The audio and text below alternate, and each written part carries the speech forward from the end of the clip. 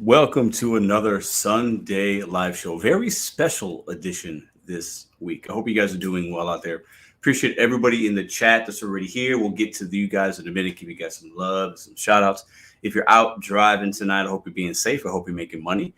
If you got, if you're sitting back relaxing, listening to this, I hope you're relaxed, hope you had a great weekend. I hope you hit your goals this weekend. If you're watching on a replay, let me know in the comments down below. Now, we're going to have our special guest in just a couple of minutes. UDM Delivers will be on the show. Him and I are going to be, as he says, chopping it up.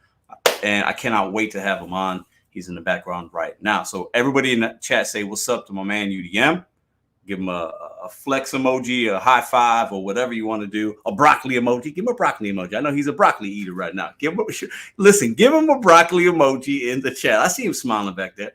And be ready for a really good show. We got a couple topics today. But me and UDN, we like to talk. So who knows how long? This might be an 8-hour live, could be a 10-hour live. Listen, I have no idea what's going to happen, but it's going to be a really good show. Not going to be that long, but it's going to be good. Couple of topics tonight. I'm going to bring this up for you guys real quick before I give some shout outs and before I bring UDM up.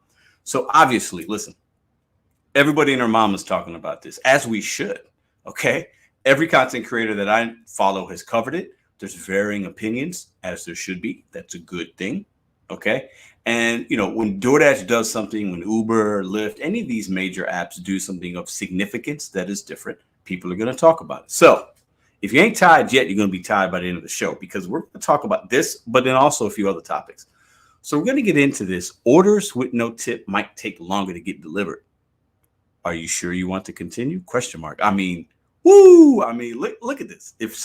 If you are not going to leave a tip, that means if you got to this point on the DoorDash consumer app, you went to hit 0.00 and you saw that nice face of that delivery driver. You might have even read, hey, all your tips go to the drivers. Pedro and UDM are out here hustling and da-da-da. They give you a little story and you still hit zeros. It is what it is, but this is what some consumers are seeing. Now, so we'll get into that. We'll get into DoorDash earnings caps per hour. Are they controlling some of our money? The cap, no cap. Now, this is something that was talked about by UDM and I've mentioned and other people months ago. But I want to rehash that convo because I definitely think there's some interesting perspective there. And I think there are some truths, actually. And I'm somebody that didn't feel that because I didn't necessarily experience it. But I also didn't really deep dive like UDM did, looking at timestamps of times and this and that. I didn't do it because I'm just trying to make my money. I'm going out there and, as some might call him, he's a mad scientist. He's out there doing these experiments, looking to see what's going on. So we'll get into that. And organically, we'll talk about anything else that pops up, DoorDash and whatever else related. So before we bring him up, let me say hi to a couple of people in the chat. Hit the thumbs up. We got Charlie. I see my man Will G. Chase. What up, Hollywood Finest? Kick Rocks. Kevin. Shane. Bud Soda. Leo. Abba Brain 1967. April. Always good to see you, Miss April Bean. Charlie D. We got Lord. Boil up. Danny's Delivery's got the broccoli. I love it. Hockey PNC. What's up, brother? We got Loris. We got Mary, Daphne, the review. Kia Slays, I believe. Lisa, Giggity, Christopher Taylor. Always good to see you with the 4 broccoli emojis. I see Jeff in the building. My man Kevin, Pitstar, Juan. Big Car representing the 314 with the flex emoji. Appreciate you. Sarah G. Always a pleasure. Boris Fasano. Let's see, any other new names? Angel, James, dashing across America. What's up, brother? Mary Sims, Lynn, Gigs and Bias. Always a pleasure. I see the UDMs in the chat. I see James, my man, Dashing Trader, representing the St. Louis area as well. Put it 314 in the chat. And I think I got everybody's name. Tiffany, Marty, what's up? Coach DMF, appreciate you being a channel member. Matt Dog, Trill, Autobahn, Rudy, Monk. VR Computers. I think I got everybody's name. If I missed you, my apologies. All right. So without further ado, let's bring UDM up on the screen. And tonight will be a little different because I don't know how we're going to do the StreamYard link. I want to have a conversation with UDM and then we'll follow the chat. I'll put some things up. But it's not going to be like the everybody's on at the same time kind of deal. But we might do some of that towards the end of our conversation. So let's go ahead and bring UDM up. But before, I wish I had some music. He's got like fancy music and shit. I ain't got nothing like that. I need to step my game up. I ain't got none of that good stuff. All right. Let's add UDM to the screen. UDM, how you doing tonight, sir? Yo, what's up, man? I'm good. How you doing? I'm good. You got your broccoli?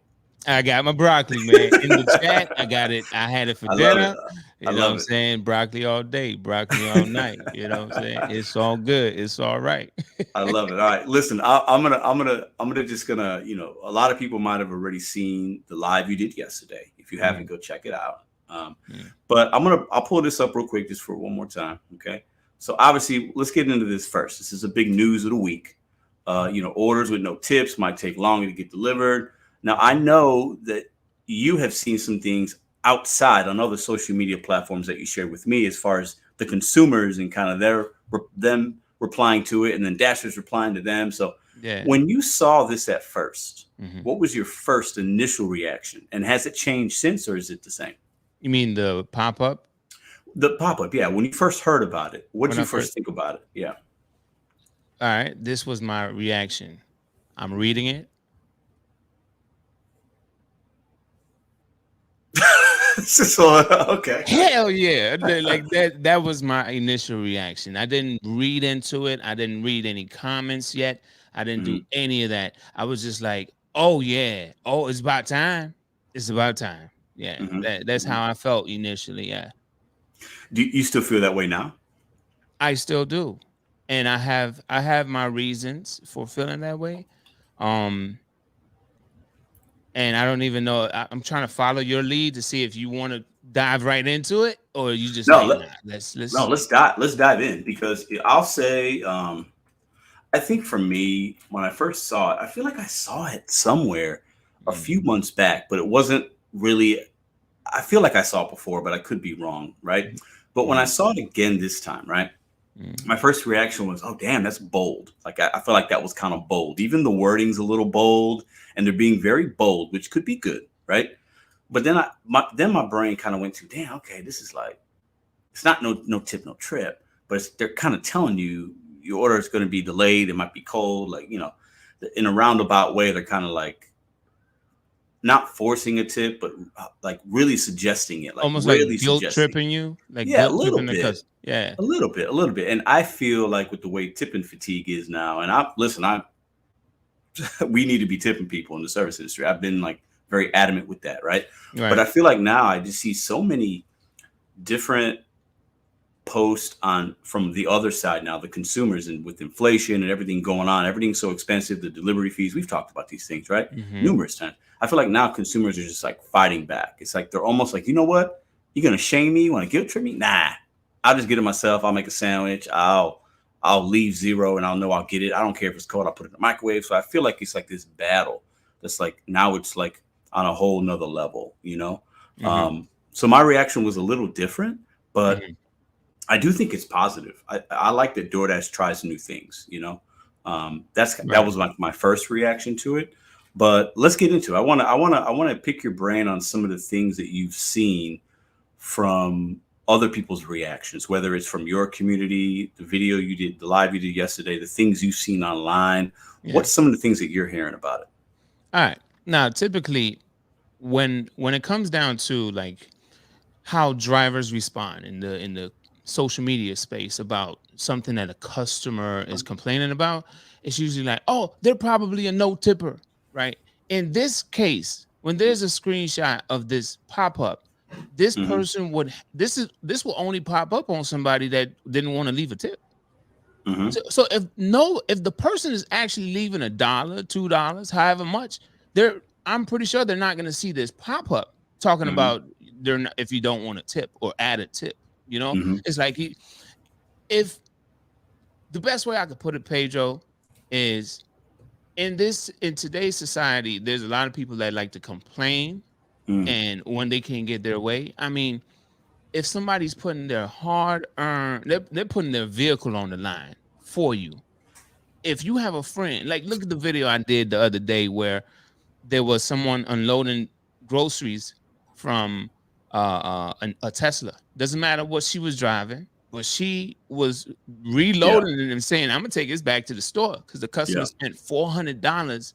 And I'm like, "You spent $400 and you couldn't leave that person a tip?" Not Hmm. one little, whatever the amount is, I'm never gonna tell the person how much they can tip or how much they should tip. But at the same time, you can't leave that person a little something extra. If that was your friend and you say, "Hey, I just ordered some groceries from the store up the road. Can you go pick it up for me?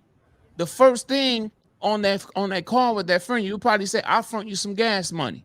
Right. You can't get a person some gas money, man, because we're driving our own vehicles. So when I saw that pop up, Pedro, I was like, about damn time. Go ahead. Yeah, because think about it. We've been talking about, think about even 10, 15, 20 years ago, or 25 years ago when I was a teenager, we were giving our homeboy $5 to take us to the store. Exactly. Right? So now 25 years later, we got people ordering $400 worth of groceries and not leaving it. Like, that's crazy. So I'm glad you brought that up, because it's like so much time has passed and we still ain't, like, some people still don't kind of get it. Right. Yeah. But yeah, so what are some of the things you've seen? I think you've seen more on the customer rebuttal than I have. Now, I've seen some customer rebuttals. They're in my comments and in my shorts. I don't know what kind of service am I gonna get? Or the last time I got cold food, or just get a real job. Yell at DoorDash, don't yell at me. We've seen it all. But what are you seeing with this new tip alert? I've seen so many things, Pedro, that it really makes me question society, man. Like I saw somebody they were living check to check. I have the comment. I'll pull it up on my phone, but let me get this point out, right? Mm-hmm. They're living in a motel, living check to check, and they're calling DoorDash an expensive service, but they're complaining about leaving a tip, which is like $3 to $5. Like, yeah, that's not really clicking to me. Like, if it's an expensive service, why are you using it when you're in a tough situation? Mm-hmm. And then you're complaining about an extra $3 to $5 that you might. I'm never gonna tell somebody you should definitely leave $20 tip or $10 tip. Yeah, no. Leave them some gas money. Gas money to me is like $5, right? Give me some gas money. I'm good, right? But you can't tell me you're using that. You're trying to guilt trip me to make me feel bad about your situation, living check to check in a motel, no car, and that's why you don't tip, bro. You shouldn't have even been using DoorDash. I couldn't agree more with you. I think a lot of people that use these apps, this is my opinion, I don't have statistical data to back it up, but I feel like I'm accurate. I don't know. You tell me. But I think a lot of people that use DoorDash are living paycheck to paycheck, week to week. They don't have a car, whatever. But like their financial situation, I think the average DoorDash consumer, their financial situation isn't great. And they're using the app for convenience. But then they're also not realizing, because they don't have maybe good financial literacy, they're not realizing, man, I'm spending $40 for a meal when I can go to Aldi and get 5 meals with that $40, right? I can go get some mac and cheese. I can get this. I can get some hot dogs. I can get, you know what I mean? Like some eggs, like, and they're always going to continue to just kind of be in that hole because of their spending habits. But then to justify, well, I ain't got money. Well, you do have money. you just ordered some food. So you got money to not tip is like, it's just weird. It doesn't make a lot of sense, but we're never going to win that battle, because I think those people, even with this tip alert, I'll put it up again. I think that if you're not going to tip, in my opinion, is this ain't going to make you tip. I think they're just going to glaze over it. That's my opinion. I think a few people might be like, oh, okay, well, I do want my food. I don't want it to be delayed. All right, let me throw $1 or $2 or $3 or $4 or $5 or whatever it is, right? And some people might think like $1 or $2 could be good. That food could still be delayed, because if you're 6 miles from the restaurant and that order comes in at $3.25, you still ain't getting it probably right away. Exactly. So that's kind of how I look at that. But I mean, I mean, at the end of the day, you can't. I don't really believe in the word force, right? When I say don't believe, I mean in the sense of the tipping, right? I have walked into stores or restaurants for takeout, right? I call in, place an order. I'm going to leave a tip, but I'm not going to tip you based on what I see on the screen in front of me. I'm going to tip you. I'm going to hit custom tip and give you what I feel like you deserve on this setup. If I ordered a whole large order, I'm going to tip you accordingly. Am I going to leave you a tip? Yes. but I'm not gonna go this 20, 25, 30% because especially when you're picking it up. Especially when you're picking it up. exactly. Yeah. So I'm going to tip you because takeout can be a bit, it could be busy over. Just depends on the day, right? So I will tip you, but at the same time, I don't give a damn what this thing say. I'm gonna hit custom tip, right? Yeah. The only time I don't hit custom, sometimes I even hit custom tip when it's giving me an option, like say $1, $2. I'm like, I'm not leaving the person $1, $2. No, Yeah. right? But that's a different case. So I'm going to leave a tip. That screenshot, that whole thing that DoorDash got going on right now, it's not gonna make people tip. And this is the part that annoys me. If it's not going to make you do it, why are you tripping? Why are you making a whole big fuss about it? Because you wasn't gonna tip in the first place. You're talking about the customers that have an issue with it. Yeah, like you running your mouth in the comment section of these videos or this post on IG, wherever it's posted, and you saying, why should I tip you when it's tips stand for what does it stand for? To ensure prompt service. Exactly. Yeah. But you saying I'm not gonna tip until I get my food. Like, why are you here? This ain't your conversation. Right. Well, listen, if you go back to what it's the acronym for what it stands for, DoorDash is telling you, leave a tip to ensure prompt service. Yeah. Right. So they're basically telling them that. But yeah, I don't know. I mean, we're never going to win this battle, man. Like, let me get to the next phase of this combo. Right. So a lot of consumers, and I get their standpoint sometimes because I've seen some really good videos this past week because I did a little deep dive about the other side, right? And they're talking about, well, hold up. Why are we putting the service workers and the consumers against each other? Why aren't we focusing on the big corporations? Why don't they just raise the prices or whatever and then don't make it like have to be tipped? Like, you want me to pay for this? I'm giving you this money. Now, why am I being shamed because I didn't tip? Well, shouldn't you as an employee, as a 1099, a driver, whatever, shouldn't you take that up with your boss? Yeah. Which would be your W-2, your waitress job, or DoorDash, right? Right. So, I get that, but I mean, I just feel like if you're not going to tip, you're not going to tip. It is what it is. Right. But like for me, it's like, why use the service? Because that's how it is in America. That's it's part of being kind and understanding. Exactly. And when they say, well, just charge me more. Okay, well, you obviously don't have a problem paying more. So why don't you just do the right thing and throw a couple of dollars? Like it doesn't, you're going to pay for it either way, Right. You're going to. Yeah. This is weird. I don't know. I think their biggest gripe is I'm paying a delivery fee thinking it's going to the driver and the driver's only getting a small percentage of that, and they felt like they're being gypped by the company. And now the drivers are out here saying, hey, you need to tip me. But wait, what? I already paid the delivery fee. Like, what? I thought that was going to you. No, it don't go to me. Well, now that you're going to order another 10 times and you still ain't going to tip me. Right.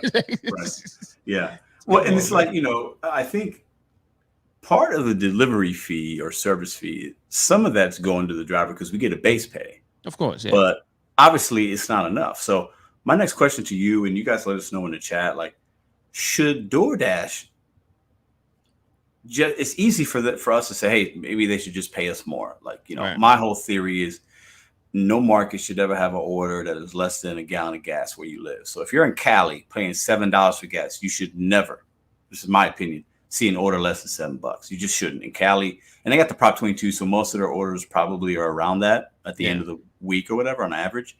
Right. But if you're in Florida, you're paying $4, or I'm in St. Louis, I'm paying like $3.60. I shouldn't see an order for less than $4. I just shouldn't, right? And the app should come out right in the beginning because that would probably allow that order to be facilitated quicker. Right. We know they'll raise the base pay if it's sitting around long enough, or if there's some crazy circumstances, or if it's a remake, something like that. But I mean, do you ever think we'll get to a point where the apps will just pay us more and the customer will have to pay us less, or is that just too much wishful thinking? Before I even answer your question, let me just process this a little bit. Will the apps ever get to a point, and saying it like that, that means like, hey, there's no cap on the amount of Mhm. years into the future, right? So, Sure. Right. so will the apps ever pay us more? They will fight with everything in their power to not pay us more.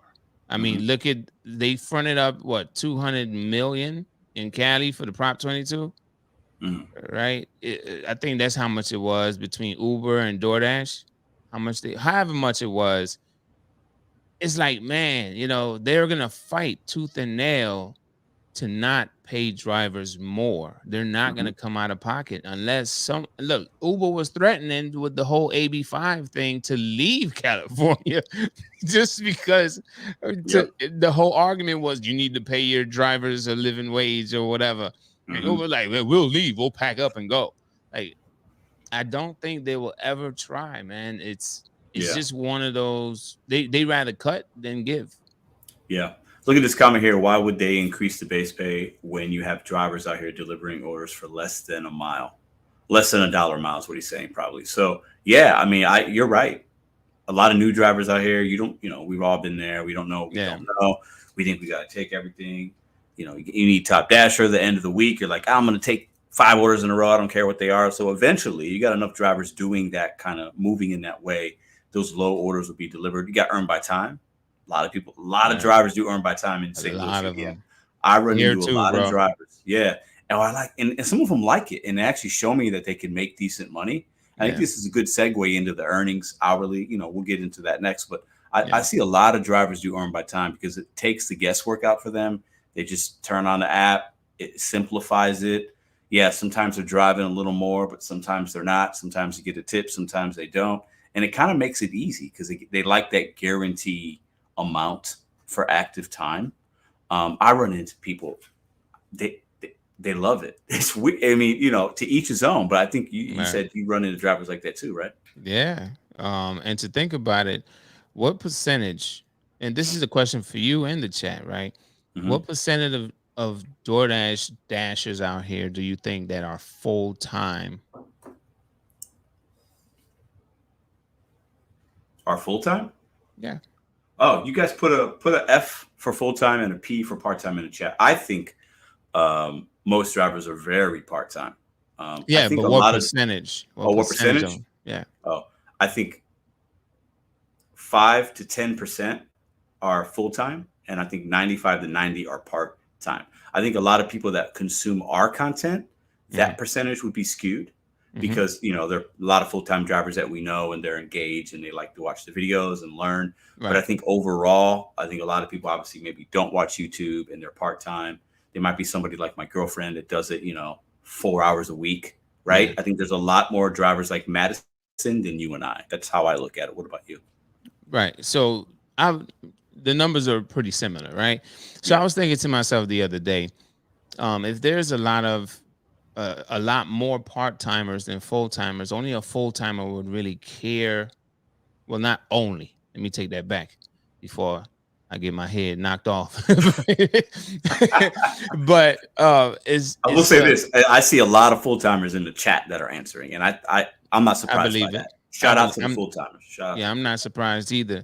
But when you really think about it, just anybody that just hear me out, right? When you think about a full timer needs to go out there and make the money they need to make with while they full time, man. They ain't got no Hmm. time to be playing around, right? Hmm. Or just driving aimlessly, right? Doesn't matter, right? But a part timer already made their guaranteed money and they're just out here part time. Some of them don't even take it that serious as we full timers do. Some Hmm. of them they do, right? And they try to figure out how they're gonna make it work. So if it's about 5% or 10% of full timers that take this serious, only us full timers or majority of what we feel is what we expect. But the part timers are they're just gonna take whatever. Yeah. Not all of them, obviously. It's probably about 70%. Maybe that number is a little high too, but it's still Hmm. the majority that is just going out here either because they retired and they just want something to do, This is part-time. This is probably the gas money that they spend to go to work, right? Yeah. Or to do whatever on their free time, or their Yeah. part-time money to invest. So it's not really that big of a deal for them. I agree, man. I think there's a lot of full timers. I think it's probably like 90% full timers in the chat that have at least answered. But Yeah. we do have a poll question. I want to talk about that real quick. So the poll question I asked was, should DoorDash be alerting non-tippers about tipping?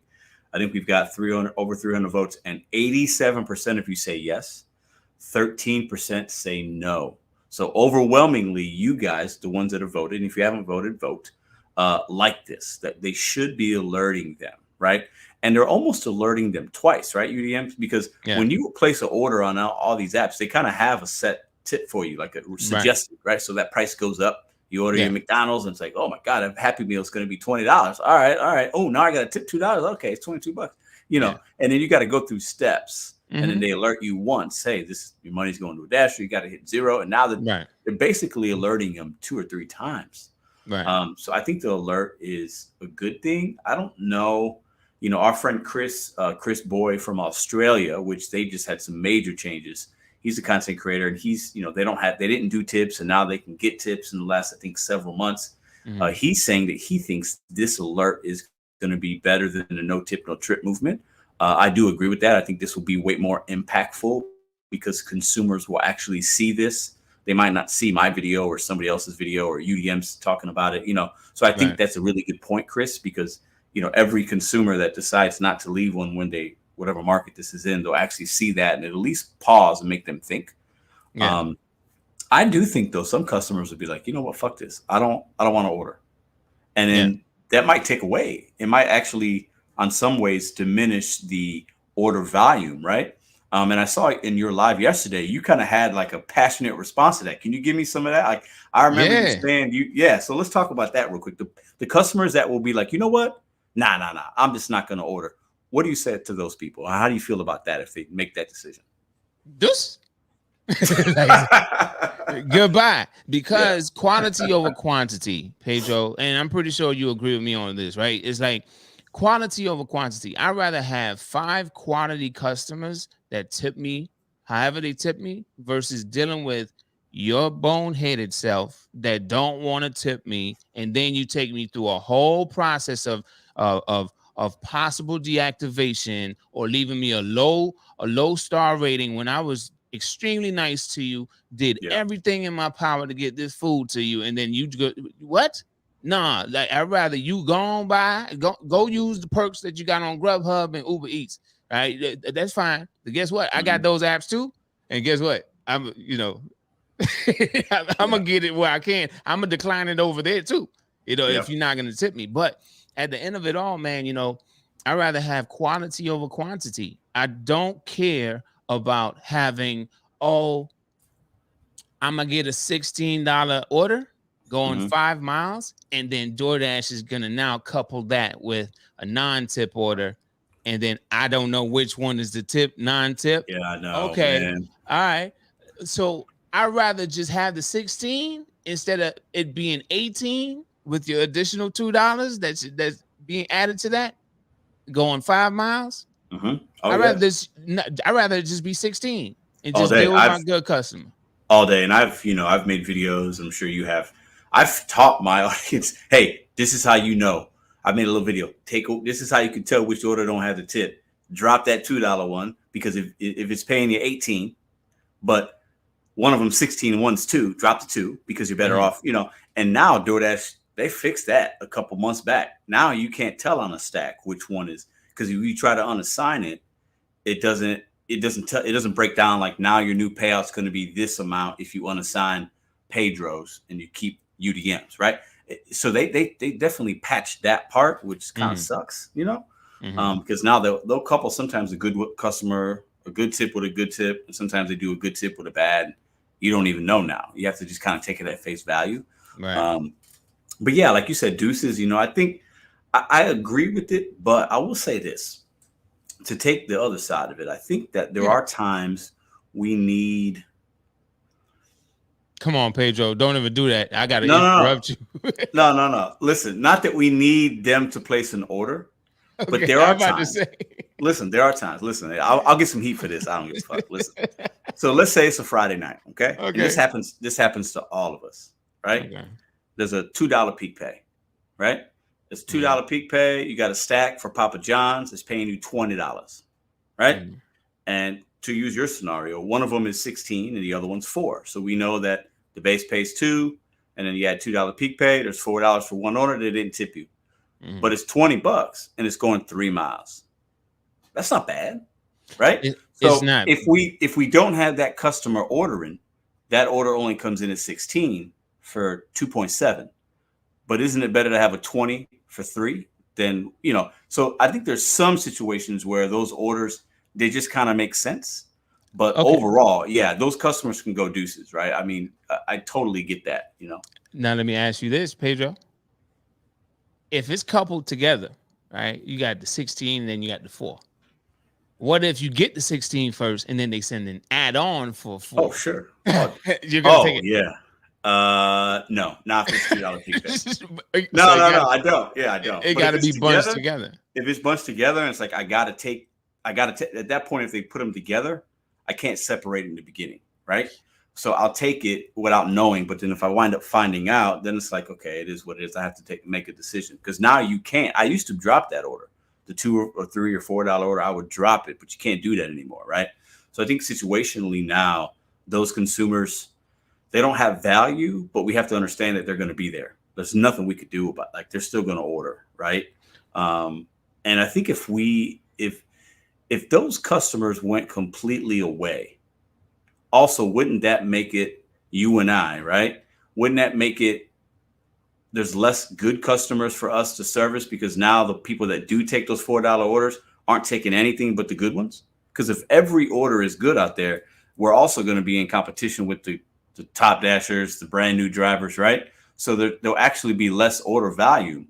So then the ones that take the trash that we don't want to take won't have any trash to take. So then they're going to be getting some of our good ones, right? And then the tier system or the priority would make more sense. It would. And we don't have that here. I know you got it where you're at, or you had it. Yeah, but when you just think about this, if there are more high quality orders, or more, I guess I'll just call it that, high quality orders, right? These orders have tips on them. These orders, the customer values the work that we do, right? They love it. Thank you. They appreciate it, right? That means a lot of us will have a high acceptance rate. If anything, we would have a very high acceptance rate, because the only thing that might be affected is just wait time at the restaurant, and the order got to be dropped. That which would be the completion rate, which I loved your video that you did the other day. That was something I was working on. Not a video, but an experiment that I was working on. But the thing is, man, I tell you, when it comes down to knowing and not knowing, I'd rather have multiple apps than to have the $4 be paired up with a good one. I'd rather have another app running, and then I get another tipping customer on another app, and then make my $20 in 30 minutes or an hour, however long it takes me to get it, versus me having to deal with the non-tipper. So I understand the volume, and I understand that, because of the pandemic and everything, there's a lot more new dashers out here, right? A lot more people dashing, never thought they would ever be delivering food. I get it. The volume, we will now be competing against each other for that specific great order. But at the same time, I asked this question on my live stream, where do we draw the line? Because at the same time, DoorDash is right now, what they're doing is the same thing they have done for years upon years upon years. Take advantage, get us to do more work for the same money. So where do you draw the line? Yes, I hear you loud and clear. You rather see a $20 order going, I think you said 5 miles or 3 miles. 3 miles, yeah. 3 miles. You rather see it, but you didn't know it's a 16 and a 4. Okay, whatever it is, it could have been a 10 and a 10, right? You don't know. I understand that, but at some point, where do we draw the line? Yeah. Where do we draw the line? I mean, again, I rather get 2 separate apps to make my 20 versus having to deal with, oh, there's not as much volume over here. Yeah. Okay, that's fine. I got 3 or 50 other apps. I'll just turn them all on and just make my Yeah. money elsewhere while having quality customers on DoorDash place an order. Yeah. That's just my way of thinking. Well, and the other apps, I got a question I want to bring up, and I want your opinion on it. But the other apps, I think historically, at least in St. Louis, Uber, when I was doing more Uber, the valuation per order average was a little higher than DoorDash. So I think DoorDash is on the lower end as far as the average order subtotal and you just order value. Because when you're talking about, I know you got apps like the catering apps and various other apps that obviously there's going to be more quality versus quantity. And DoorDash is clearly the quantity king, right? Because they have the market share and there's just you could turn on DoorDash in most markets and it'll be red or pink and you're probably going to get something. It might not be good, but you're going to get something. Other apps, you might have to sit around for 30 minutes or an hour sometimes even before you even see an offer, but it might be really good, right? Yeah. So what do you think about this? So Chris Boyce's question, could DoorDash raise acceptance rate even higher for programs now that more customers are tipping? See, so if the orders are better, could they actually raise the bar on certain things? See, that's what I was saying, right? I think all of our acceptance rates would be way high because everyone is tipping. There's a better, when you go out and dash, there's more of a higher possibility that you're going to get a great offer as your first one, your second one, your third one. You're probably going to be making more than $20 an hour, whatever it is, right? But you're going to be receiving better offers and you're not going to have to you might have to deal with some mileage situations because DoorDash, I think they're expanding how far they want you to drive. It's gotten so bad, man. But at the end of the day, man, it's one of those things where, I think they should raise the AR percentage if everyone is tipping, because at the end of the day, all offers are going to be better offers. Yeah. Which is not a bad. It's not a bad thing. It's not a bad thing. It's not a bad thing at all. I don't think. I mean, so let's get into. I want to put up. Let me see here. Get rid of this real quick. So we have some people in here in the chat. I know Roy's one of them. I know you and Roy seem to be on a similar side as far as cap, no cap, right? I know you did some experimenting. There were some videos. There was numerous conversations. And I was on the other side, like, nah, hold up. Nah. No cap's no cap or cap is cap. Like I was like, nah, there's no way, right? So what did you kind of see and touch on base with that? Because maybe some of my viewers weren't really aware of some of those conversations. So when we talk about DoorDash capping hourly earnings, right, for drivers to where basically they're trying to make it kind of even. So you did that, and then obviously now we have the earn by time, and they're trying to make everything kind of even. Make sure that when Pedro goes out, and UDM and Roy and Will and Joseph and Robbie and Henry and Tammy and all these people go out, they want to try to make as many drivers happy as possible with the earnings, so that they go back and turn it on the next day. Like, listen, I think that's smart. They should be doing that, right? It shouldn't be just me and you making all the money and everybody else making $5 an hour. That's not right. That's not a good way to run a business. So explain to the viewers and how did that come up and what did you see? And just give us a little history on the DoorDash capping drivers and why you think that's happening. Okay. So I've always questioned, wait, it's busy out here. Why am I not getting anything hitting my phone? Right? Uber is a different situation. I might get a lot of trash on Uber, but the flow never stops. I'm like, wait, I thought DoorDash was king. Like, why is my Uber app going off 15, 20 times before I get one DoorDash, right? Why am I paused? In the case of talking about just delivery online, why am I throttled, right? Why am I not getting anything? This is before Top Dasher. This is before the tier system. Why am I not getting anything? I'm glad Harry from Rideshare Guide interviewed Tony Shu, and he said he want everybody to get paid. You know what I'm saying? He did say that. You get what I'm saying? And that actually confirmed what I was saying when I was like, okay, if I just made $20 in like 30 minutes, why is it taking another 30 minutes for me to get another offer? Just an offer. It doesn't even matter if it's something that's great, that pays great. It's taking me so long to get another offer. So I started tracking it. I'm looking at my time. I'm looking at the time I start and the time that I get my first order. Sometimes as soon as I hit dash now, I'm getting an order. Boom. Yep. It might be $2. For the sake of the experiment, I'm taking it, right? So I'm taking the first order. I'm done with that one. Taking the next one, and I'm like, oh, it's busy. Oh, okay, I'm getting. Oh, and then all of a sudden it just stopped. Then I end my dash. I look in the zone is very busy or it's busy. And I'm like, wait, what's going on? I'm supposed to be getting loaded. Mm-hmm. So then I leave my app on and now I'm noticing a pattern. This pattern, once I hit a certain number by a certain time, is going to stop. And then it's just going to keep on rolling until it stops.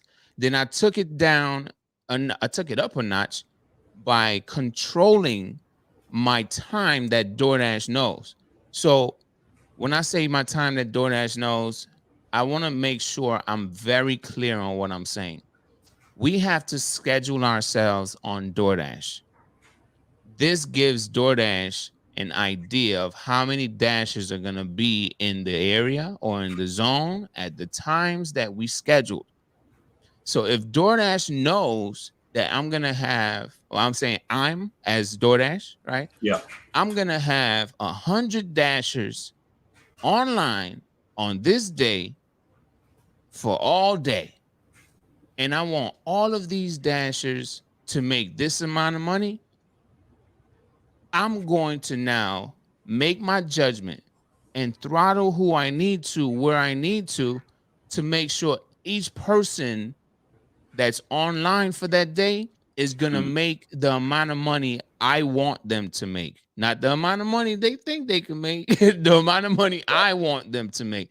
So that's all it is in the most simplest form possible. So I came up with the hour schedules, because it now lets it know, instead of me scheduling myself from 7 a.m. to 10 p.m. and giving it my entire attention all day, I'm going to schedule myself for 1 hour.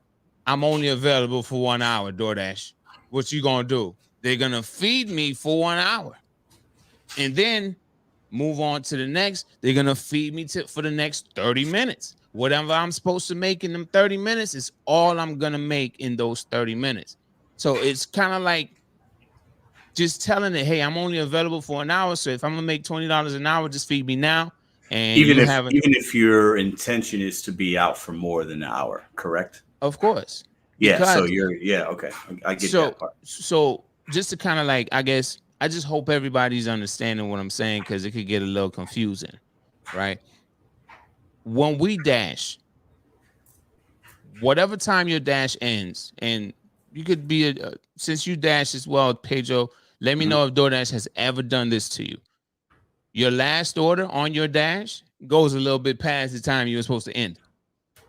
Yes, usually. Yeah. So if I let's say I'm scheduled, usually when I start, I'll start and I don't schedule like all day. Or I don't schedule, but what I'm saying is I don't give my end time. I don't make it long. I kind of do it in like couple hour intervals. That's me. I have the dash now feature, so it doesn't matter. But yeah, like if I'm supposed to end at 3:00, it might send me something at like 2:55, and then I won't end I'm not done till like 3:15 or something like that. I don't know if that explains what you're trying to say or not. But okay, yeah. But before I even continue, you see, even with Dash Now, you have to tell it what time you're going to end. So you're still scheduling. Yeah. You're still scheduling. Yeah. Right. Whether you're going to be on for an hour or 30 minutes or another 2 hours, you're still scheduling. So anyway, good point. So when it comes down to it, what I'm getting at is you could start your dash. You could begin your dash. If you don't have the Dash Now feature, you could begin your dash 15 minutes prior before your dash begins, or the time of your dash. So if your dash is supposed to start at 7, you can start dashing at 6:45. In case anybody didn't know that, right? Yep.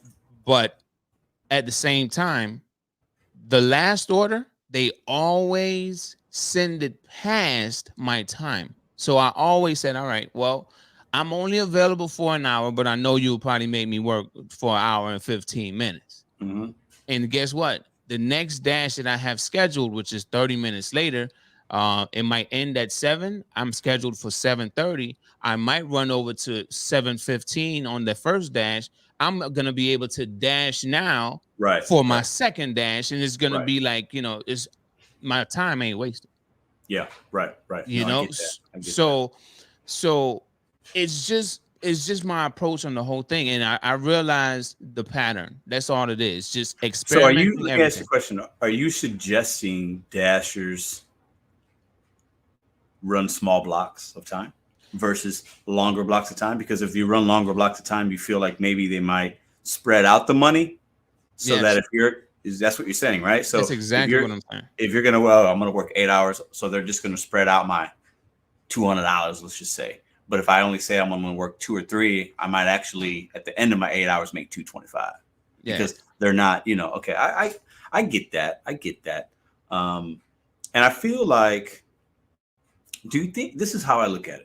I think the market, obviously, it's very cliche for us to say, or for me to say, but the market obviously has so much to do with it because what happens in St. Louis is going to be different than what happens in Florida, what happens in Chicago, right. Kentucky, right? But obviously, as we see with the earn by time Mm-hmm. in St. Louis, I think it's like $15 or something like that. And if there's peak pay, it obviously goes up. I think it's somewhere in that range. And other markets, it might be, I've heard people say it's as low as like $8, $9, right? I've heard other people say it's $17, $18.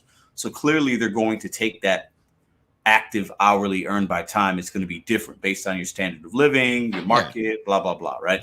But I do think, okay, let me ask you, do you think at the end of the week, because I know you guys talked about like with Mr. Flex, you and Roy and you and Flex was like, oh, look at what you made. It's always about the same.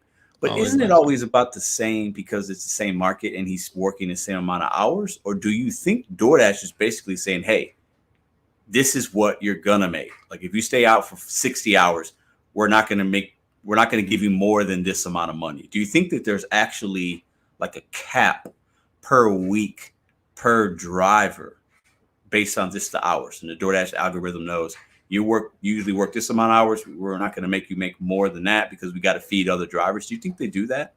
Yeah, I truly believe that they do that. I don't have any factual evidence except all the screenshots and data that I've collected myself and looking at other creators online and watching how their earnings were coming in and the times, if they showed the times, right? Just seeing that.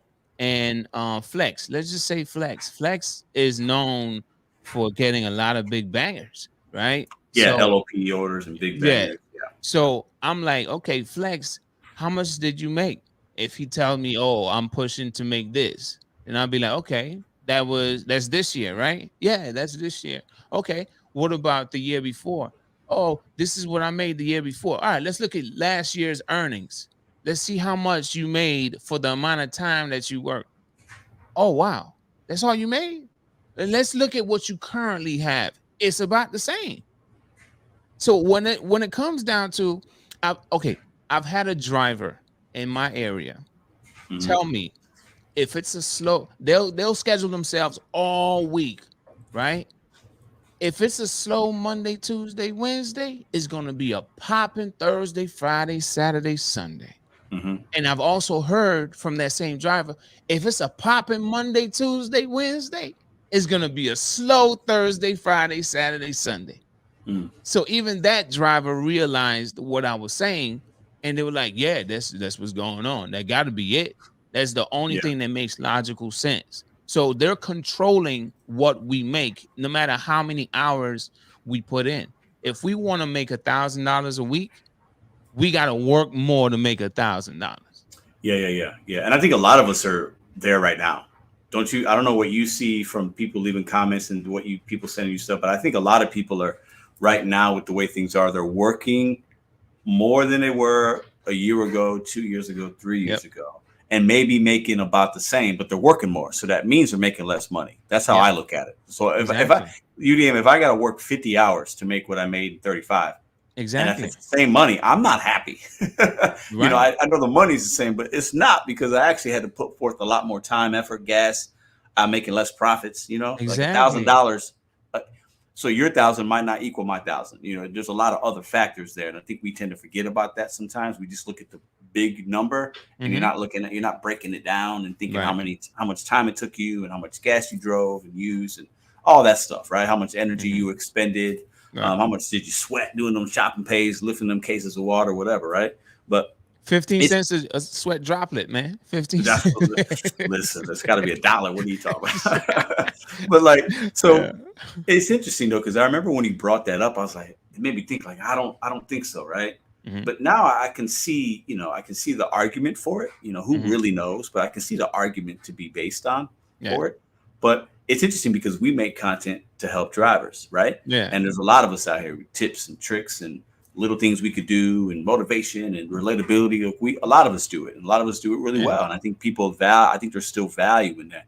But it's almost like if this cap thing is here, it's like all my videos, they don't mean nothing. Because if you just go out and just work, you're gonna make what DoorDash wants you to make, right? So Yeah.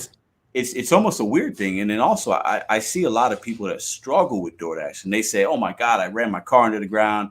I lost all this money. I was making $12 an hour. So was that person capped or not capped? You know what I'm saying? Or was it just their market was shitty? It could be their market was just really bad and couldn't sustain them. You know what I'm saying? Like look at my area. I'll tell you this, right? There's like two zones, maybe like 60 plus miles away from me that does not have the tier system, but every other zone in South Florida, in the Tri-County area, and when I say Tri-County, I mean Miami-Dade County, Broward County, and Palm Beach County, right? There's only two zones in the Palm Beach County, to my knowledge, that don't have the tier system. Everything else south of that, tier system. Mm-hmm.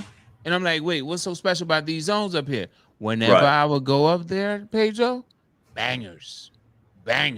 I'm like, wait, I'm a regular dasher. Why am I getting these? Oh, hell yeah. I'm going to take this. Yeah. Bangers. But I'm not going to drive 60 plus miles a day just to make whatever I would make up there. Mm-hmm. Doesn't matter. It doesn't even matter what app it is. It could be DoorDash or Uber Eats. Bangers, man. Like there's rich folks up there. You know what I'm saying? And they don't mind tipping. So and a lot of times they're ordering the subtotal from the places they're ordering is higher, so those tips are a little bit better than the orders we get from McDonald's and Taco Bell and stuff like that. So now listen to this. On the flip side of things, since there's a lot of rich people in the area, how many dashers are actually out there working? There's not as many dashers out there working because only a few people are going to drive way up there just to work DoorDash, because those people up there don't need to work DoorDash. You see what I'm saying? So there's so many bangers. There's so many things that I could tell you where I live. Man, it's so congested with dashers. Is it? It is so man, I could take you to a Chipotle, Pedro. Whenever you come down here and when we walk in, you'd be like, oh, I thought these were customers. No, everybody got a phone, bro. Really? Oh, man. We all waiting. I've seen that. So when I went to downtown LA, I noticed that. And then when I went to New York, I noticed that. I went to it. I was like, damn, there's like 20 people in here. And those are big cities, bigger than St. Louis, right? Yeah. In St. Louis, what I see, because we're kind of like a medium-sized city, I love my market. It's treating me really good for the most part. I feel really lucky to be in St. Louis, but I don't see a lot of dashers like huddled up in those Chipotles, but what I see in my market is I see new people every day that I've never seen before. And the people that I used to see, I don't see anymore. I sometimes run into a 4 or 5 on a regular basis, but a lot of new faces, a lot of bright red bags.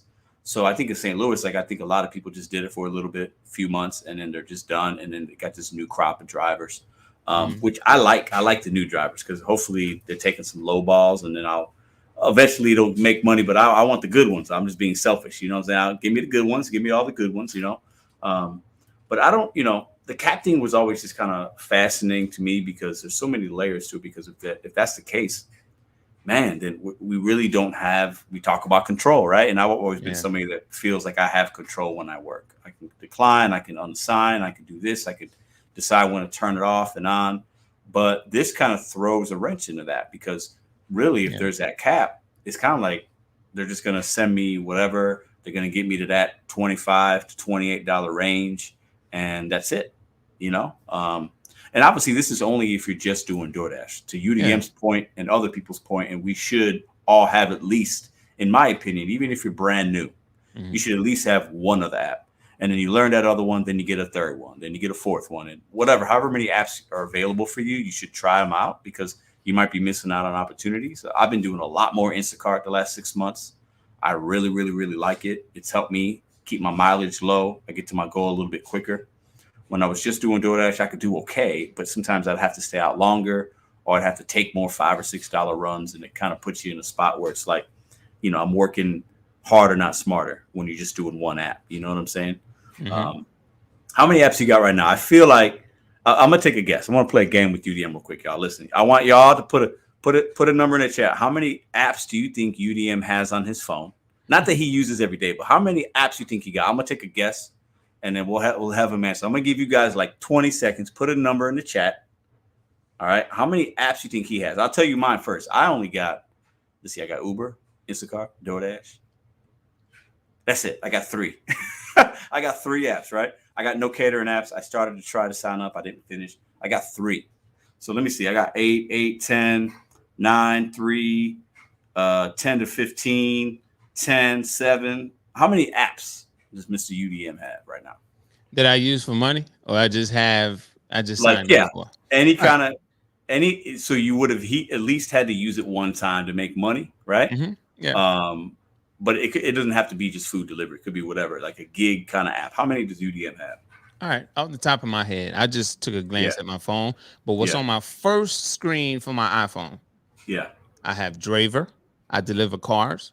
Okay, I've seen those videos. Yeah, I saw the one video.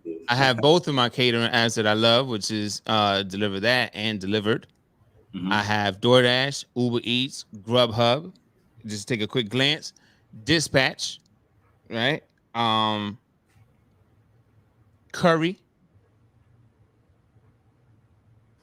and VHO. Okay. So I have 9. Did I mention Uber? I got Uber. That's 10. That's 10. So he's like that Michael Jordan meme where he's got all the rings on his fingers. Yeah. Yeah. So Tom says 1,250,578.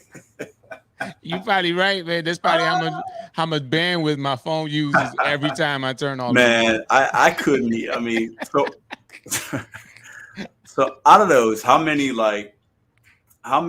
do you on an average day do you think you would use to actually make money? Obviously, you're not turning 10 on at one time. Maybe you do. I don't know. How do you work those apps? How do you juggle those? All right, so I'll just tell you. All right, it depends on the situation, right? If let's just say there was a 3-week period that I couldn't get my Deliver That to work for nothing, right? So my money was down, and that was at least 60% of my gig workers' earnings. You know what I'm saying? So 60%, I'm out of it for like 3 weeks. I would literally find the money wherever it is.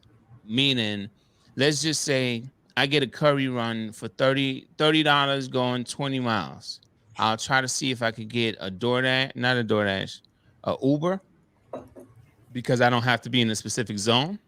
Yep. I try to get an Uber, try to work an Uber. I try to get a dispatch. A dispatch, is like, just delivering supplies for suppliers, right? So let's just say Home Depot got some stuff they want me to deliver to their customer. I could probably do something. I never got a Home Depot run, but I'm just saying, like, there's different companies that you could deliver supplies to their customers for them, that place an order to them for them, right? But anyway, I would try to make a dispatch work, or sometimes I might get $100 dispatch, and I'll try to route, or I'll try to do everything else with the other apps that I have that I could get something along the way. And that's basically trash to gold, turning trash into gold. Just using what other apps I could use to make this trip worth it. Yeah. Yeah. So if I don't have anything going on DoorDash today, because it's just dead for for whatever the reason, I'm gonna try to find my orders on Driver.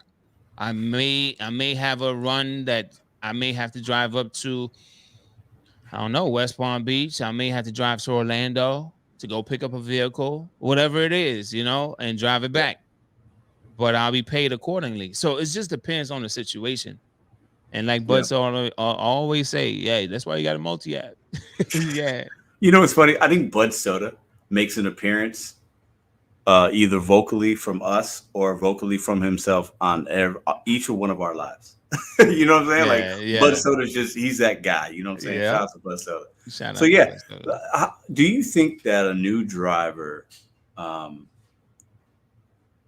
long do you think a driver should be driving, or what level of comfortability do you think somebody should be at before they start working the apps the way you do or the way other drivers do? You talk about multi-apping, stacking and routing and taking this VHO here and looking for, do you think a new driver should be thinking in that way, or do you think that they should take a little bit of time to sharpen their skills?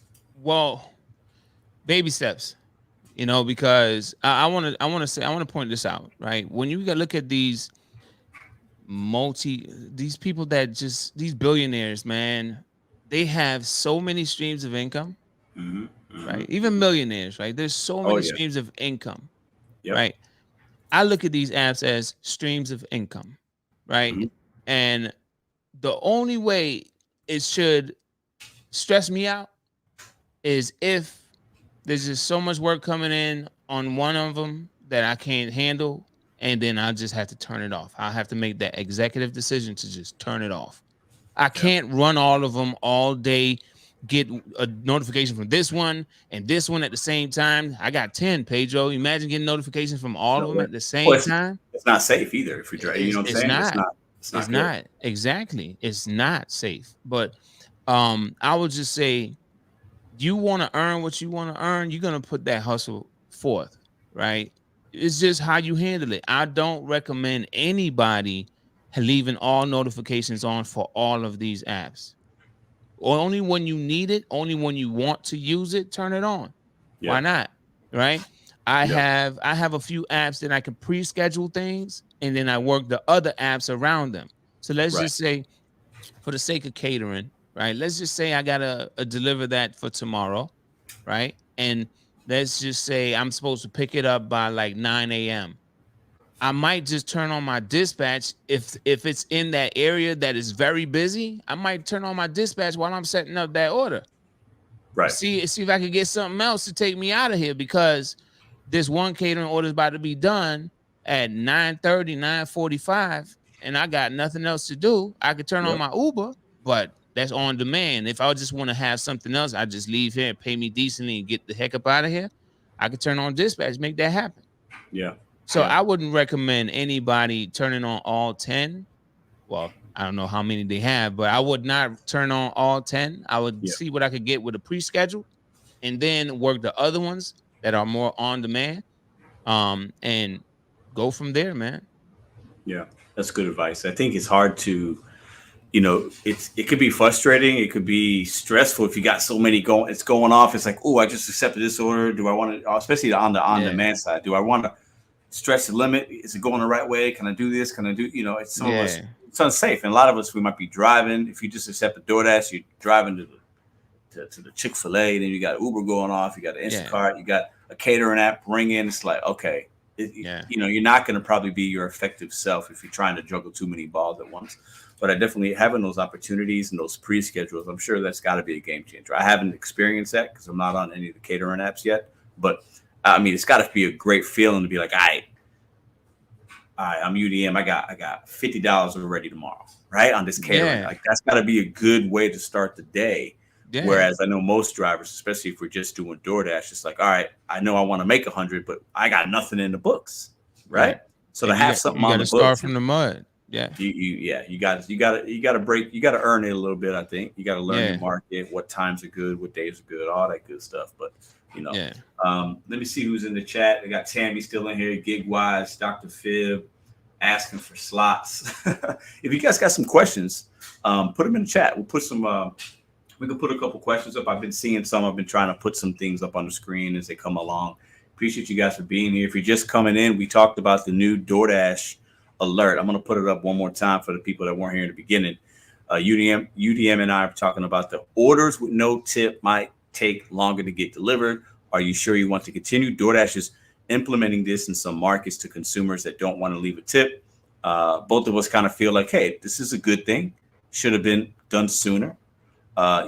We don't want these customers on the app anyway. And if they're not going to tip, this ain't going to do much either. Right. So it's like, it's one of those things, it's like, this is a good alert. It could help in some cases, but then also if they're not going to leave a tip, they're not going to leave a tip, and you're not, DoorDash isn't going to change their mind. Right. So, DoorDash should pay us more regardless, and sometimes they do when those orders don't have a tip if it sits long enough. But we got into that, and then we started talking about the earnings cap, how DoorDash can basically cap earnings. And UDM's advice is to don't schedule. And challenge, if I'm getting this wrong, let me know. Basically, don't schedule a whole full day. Do it in smaller blocks so that you could benefit from what DoorDash is sending you. You might get better orders if you're doing these 1 hour, 1.5 hour blocks versus telling DoorDash, hey, I'm going to work all day. You're going to spread out my money. Just give me the money right now, and then I'll decide if I want to work more. Right. And I think he's seen some benefits of that. Does that make sense? It makes a lot of sense. There's even more benefit if you have Dash Now, because it doesn't know if you're going to work anymore. Yeah. So if you still schedule yourself out for 10 hours, let's just say you work 10 hours a day, right? Because I know some Dashers, they say if you're not working 15 hours, Pedro, you're not gonna make no money. Yeah. But if you still scheduling yourself out, it's still gonna try to do what it do. But if you have Dash Now, you have even more control. And I feel like if you have more control with what you don't have much control over, which is what you are sent, the offers that are sent to your phone. If you don't have control over what that is, then why would you give it so much of your time? Right? Don't get me wrong. Yeah. What I'm saying is schedule yourself, but pause yourself for a portion of time. And I'll tell you this, Pedro, and I'll put it out on record here. Right? I never breaking news.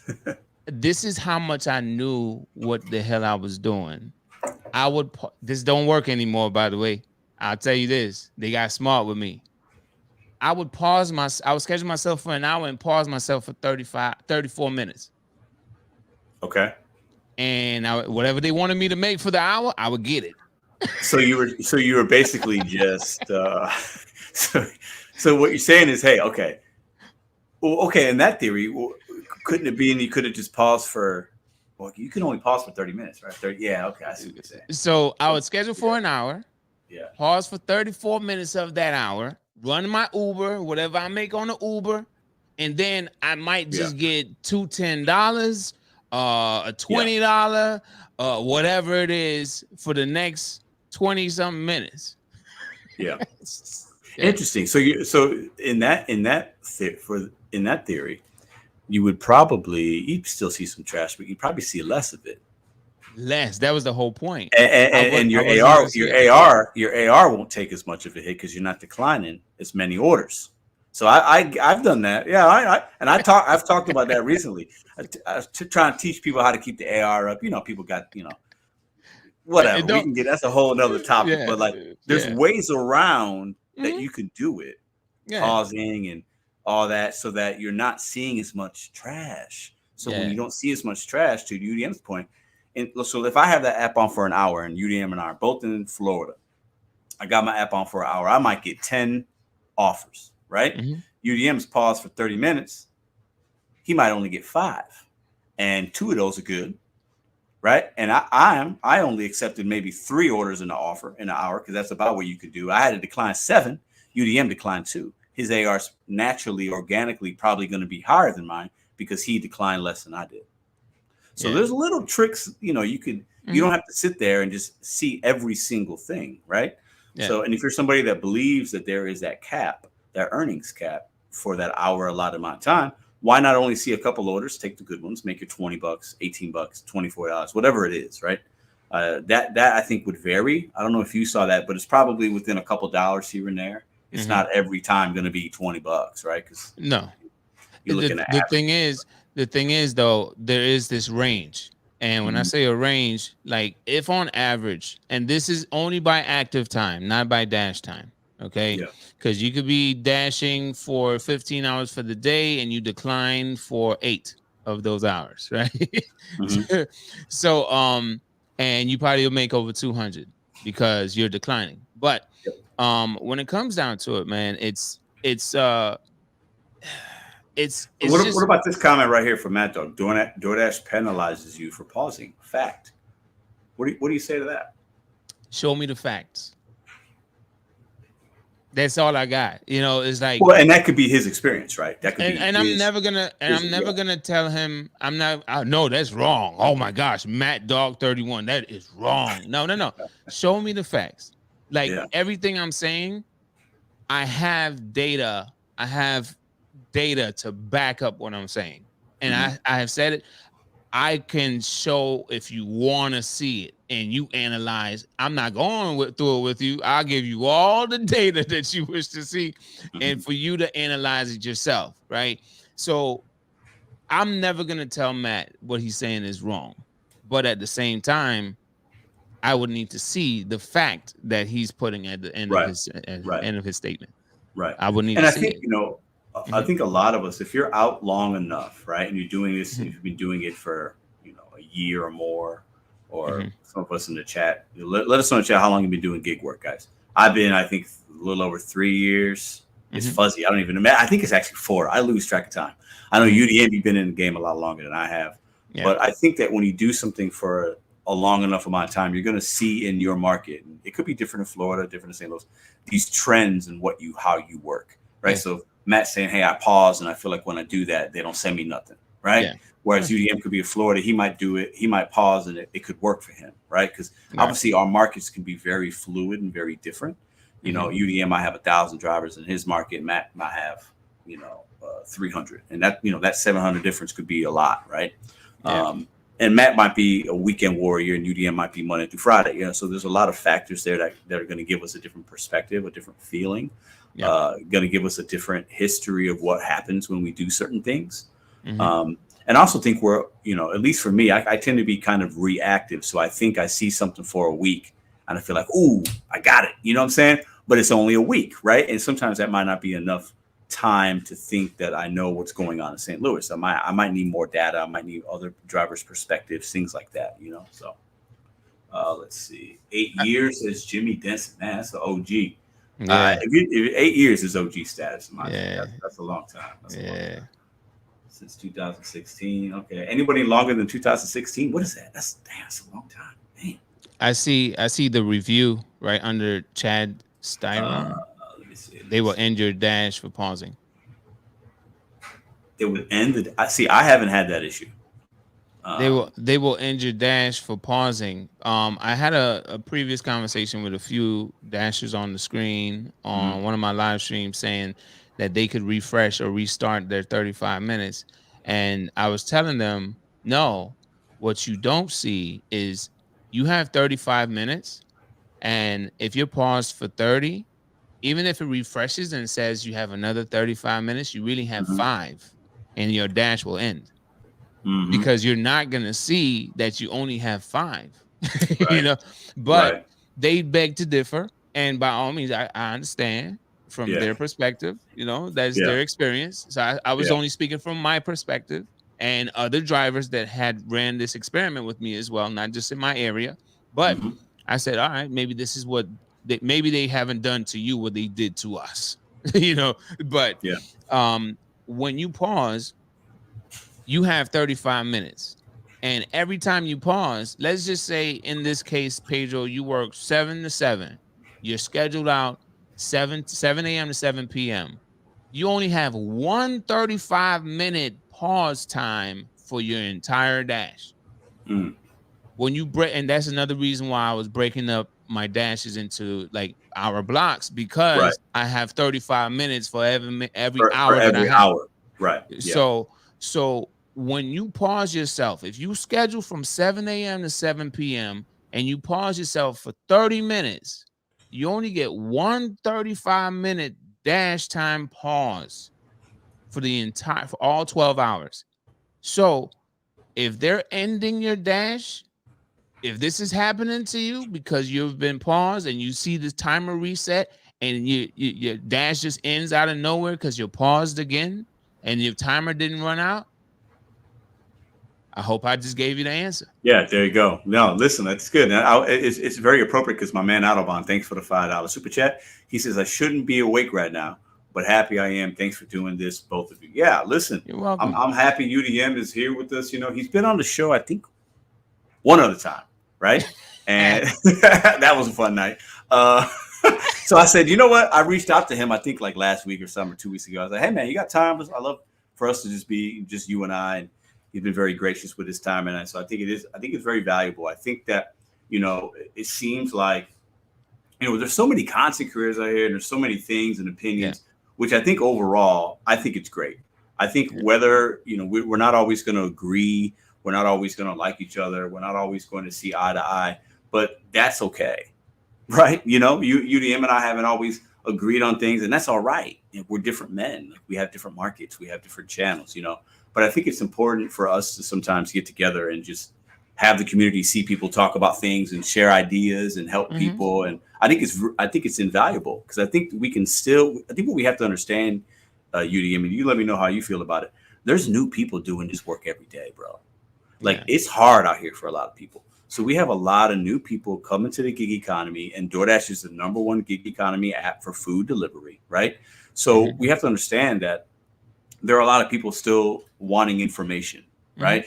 Wanting questions answered. And I think that your channel and my channel is a place a lot of people can come and get that stuff. And I feel like, you know, you took a little bit of a break, but you're back and you're full on, man. I see you out here. I mean, you came back with a vengeance. So you want to talk about that a little bit and why and how that's important to you? I think that's a good little segue there. Well, I try to let people know that I started my channel because when I came to YouTube, damn near 7 years ago, to try to find information on the apps I was working, there wasn't any current information. Everything was at least a year old. The app did not look the same compared to what I had versus what I was watching on the screen. I'm like, man, how many other people are like me? Let me give them information. So I tried to just provide as much information as possible to those that were willing to, maybe just those that were seeking the information, right? And I'm gonna give my tips and tricks. Obviously, these apps have changed so many times over, from Uber to Grubhub to DoorDash. It's like they've changed constantly, cutting the base pay and just finding new ways to handle the current situation, whatever we were facing at that time. And I always felt like being the guinea pig. I would always be the one. I knew my channel was monetized. When it did get monetized, I said, okay, I have additional income coming in. I'm going to use that income to balance out this trash experiment that I'm about to run. Okay. Oh, I've seen, bro. I've seen a few videos and I'm looking like, I'm shaking my head like, what the fuck is he? What? And I know I've made a couple too, but I'm like, UDM's going mad. He's a mad scientist out here. Mad scientist. Man, you know, I always wanted to just be the guinea pig. And even with the road to 100% acceptance on DoorDash or like just all these different things, I was trying to tell people before I actually showed that the offers don't change between 70% to 100. But then there was a group of people saying, oh, it gets better the higher it gets. And I'm like, look at this. This is an experiment that I want people to use my channel for as information. Does it change? No. So don't listen to all that crap out there, okay? It doesn't change between 70 to 100, okay? If the offer is there, it's all luck. They wanted you to have that. Boom, take it. You know what I'm saying? But it changes drastically between when you hit 69%, and this is based off of the tier system in my area, okay? And then the lower I get, the worse it gets for me. And that's what I'm experiencing now. And that's what I'm trying to show people. It's an experiment for the community to see live and direct. instead of me trying to tell y'all something with a bunch of screenshots. No, yeah, I think it's always fun. You just put one up there. What was that? Yeah, 50% acceptance rate or better gives you higher paying offers? Question mark. And so UDM, give your opinion on that. No. Not no to you, Pedro, but no, I'm just. No, I know. Yeah, you're saying no. You're saying no to the. What's the question? He's asking like our opinions, I think, on it. Right? Oh no. Well, I'll tell you this. Depending on location, proximity, all of the above. I can't really dive too deep into this because I promised someone I wouldn't give out all this information on YouTube. But I'll tell you this. If you're in the right place, the right time, and you refuse to be moved just to stay busy, you can get what you're looking for. So be patient is what you're saying. Patience is a virtue.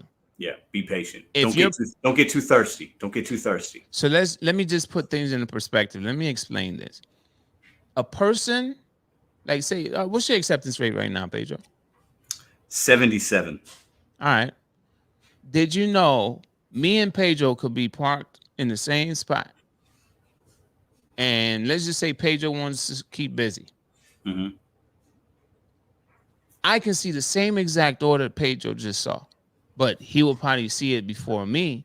Yeah. But the only thing that will cause him to miss that offer is because he wanted to keep his wheels turning and take a decent offer. Yeah. And guess what? Where we're parked, because proximity is a big issue to DoorDash, where we're parked, he just took a $7 going 2 miles, but not knowing if he had declined that one, he would get this banger that I just got because he's not around. I'm around now. Sure. I think that, 9%. Yeah, I could see that. And because listen, I do $7 2 miles all day in St. Louis. I just do. I don't have the LOP. So for me, as long as it's from a merchant that I don't have on my list of not to go to, I'm taking it because I know that's like 15 minutes, right? Whatever. I got Instacart on. I'm good. I'll take. I'm not. I don't have what you have with the catering and all the apps and the LOP like some people have. I just don't have it, so I got to move a little differently. My strategy is a little different, but I think there's something to be said for that because I might take that 7, and I'm like, ooh, yeah, I got a $7. Let's go, and then like 2 minutes later, UDM's like, oh, I got a $30 catering. All right. And then he's off on his way. Yeah. Right. And that 30 is better. Now that 30 might take a little more time. My counter to that is that might take you more time. So I do that 7 and it's done in 15 minutes. And then I get a $25 Aldi. Right. So now I'm at $32 and you made your 30, but we might be at the same amount of time. Yeah. So I think there's that as well. Right. Mm-hmm. But not being thirsty, not being like, oh my God, I just declined 5 in a row. Oh, all right, I'll $4.25 for a mile. I'll take it. I think a lot of us get that way. And then we take that $4 order. What UDM is saying, hey, if it's not good, just patience is a virtue. Just right? Wait. Just park where you want to receive what you want to receive. Yeah. And on the day that you want to receive it, and be patient. And keep this in mind. I want everybody to hear me out on this. I'm not telling you that this method, you're going to make $300, $400 in a day. No. What I'm saying is if you want to see what you want to see, it doesn't matter what your acceptance rate is. It's just about how patient you are and how busy or how congested with other people that have more priority than you. Yeah. Just depends on that. Yeah, I can see what Pedro sees. It's just I would probably be more patient because I'm not taking what Pedro would take. Right, and you're somebody that's talking about the earnings cap, so you're thinking, well, I'm gonna make what I'm gonna make anyway, so why take that, right? Because they're gonna send me something to get me to where I need to be, right? And I think a lot of us though, when you sit, and we've all been there before. I'm sure UDM has, just like, man, I want something. It's 2:00. I'm still out here, or whatever time. It's 10 a.m. Sometimes the orders ain't hitting at 10 a.m. It's like, I want to make some money instead of making no money. And I think most drivers, that's how they feel. I could be wrong, but they're like, I got to make some. I want to keep the wheels moving. I've heard that and that saying as well. So I just think it's funny because like we're talking about these caps and things. So it's like you have somebody like me that will take most of the time a 7 for 2, whereas UDM's like, nah, I'm gonna wait for a $10 or 15 or whatever, right? Mm-hmm. But at the end of the day, if there's that cap, we're still probably making the same, right? Yeah. So it's like at the end of the day, it's all right, just how many, then it goes into your profits, right? Like UDM's $30 might not be the same as my $30 because if he drove 10 more miles, I made a couple more dollars than he did in profits, right? Because I drove 10 miles less. But it's interesting because, I think it's fun to talk about because this work is so fluid and a lot of us have different experiences and we like to try different things. I saw Dad Dash in here earlier. He was like, oh, it's an hourly thing. I'm going to maybe test it out, right? That as far as like only doing certain hour blocks, right? So now that gives him something to strategize for. And maybe you guys could do it as well. And you know what? Some of y'all are going to see some things with it. You might see some success. You might see your earnings go up a little bit. Maybe you're driving less miles. Maybe your order volume is better. You're not doing 3 or 4 orders an hour. You're doing 1 or 2, but you're still making good money. And that could be valuable. And others might try and be like, yeah, I see about the same, but at least I tried it. My whole thing is if you're not getting the results that you want, you got to be willing to try something different. And even if you fail at that or it doesn't work out for you, you're already failing. So what do you have to lose? We have to be willing to get out of our comfort zone a little bit. And I think a lot of us get really comfortable, and UDM's clearly saying he's gotten out of his comfort zone. He's running these tests. He's doing different things. And that gives you the knowledge where you can speak about this stuff. So I think that's good. So, yeah. I'll say, like I told everybody else, when this tier system hit my market, the lingo says that exactly. You want to receive like large orders or LOP orders. You're going to receive top priority on those if you're a platinum dasher. So, okay, let me raise my acceptance rate. Right. And I'm here and I'm at first, I would say at first, I was getting those large orders. I was. Okay. Now, for the sake of experimenting and all that, I even had my sweet spot. And I found that sweet spot realizing that DoorDash would keep me busy and they would also try to work in certain things. So it's not just me just being a worker for DoorDash. I would literally absolutely have to use my decline button a few times. And my sweet spot was between 70 to 85% acceptance rate. Anything that's where I kind of keep mine. And mine will go down to about, in St. Louis, mine will go down to as low as like 64, 65, right? I think like last week it was around that way. And then I'll get a run where I literally have like 10 accepts in a row. Like I've had that in St. Louis in one day, like many times where it's like, okay, this is a good Aldi. All right, boom. A $6 Papa John's for a mile. Boom. You want to take me back to Aldi? Boom. You want me to go to Target and do $20 run for 5 miles to shop 8 items? I'm taking that all. So I have 10 in a row, and then sometimes I have 10 declines, right? But like, it's really, mine stays, it's easy to keep it above 70. People don't like when I say that. They think it's like crazy, but like I've also showed you guys, you can pause when not to have the app on. Boom. There's different things you could do to manipulate that percentage in a really easy way without having to use anything else. Like it's not hard once you get it to that point. It's hard to get there if you're starting from 20%. I got a guy in the chat, Big Carl. I met him last week, right? And he's been seeing, he's raising his AR. He said he's seeing a difference, and he's in my same market, but it's taken him a little time because his AR was really low, right? Mine's been at this pace for a while now, right? So it's not hard to keep it there. And I reset it so it wasn't hard to get it there. But I think you're right. I mean, I think there's a little bit of a sweet spot where if you're 90 or 75, ain't no difference, right? Because this is, in my opinion, there's not. But I haven't been 90% in, I think, since February, something like that. And that was only for like a day or two. So, well, here's another thing, and I've heard you preached the shop and deliver on DoorDash. Oh, big time, big time. Like I wish I had that in my area. I don't have it. I think I left a comment on one of those videos you mentioned, like telling people like, hey, get on to the shop and deliver stuff. What's wrong with y'all? Right? Yeah. It's good for me, man, for sure. But the thing is, I don't have that here. But on one side, I hear people saying how bad these programs are. And on the other side, I'm like, why aren't you taking advantage of the program? right? You see a benefit in shop and deliver, right? Mm-hmm. I had to put out so many videos telling people, y'all, if you're in my area, this is what I'm getting on the platinum status. Yeah. Why aren't you trying to get on board before this thing changes? you know, Yeah. get it while it's hot, and I was but people for some reason, even with the not a large order program, but the pizza program, right? Mm-hmm. On Friday nights, on game days, whatever major events, people ordering a whole lot of pizza. But if you're not opted in to receiving pizza You're offers, not going to then see those. You're not going to see you, this many. Yeah. you're not gonna see those, like David Chen say. I keep saying bangers.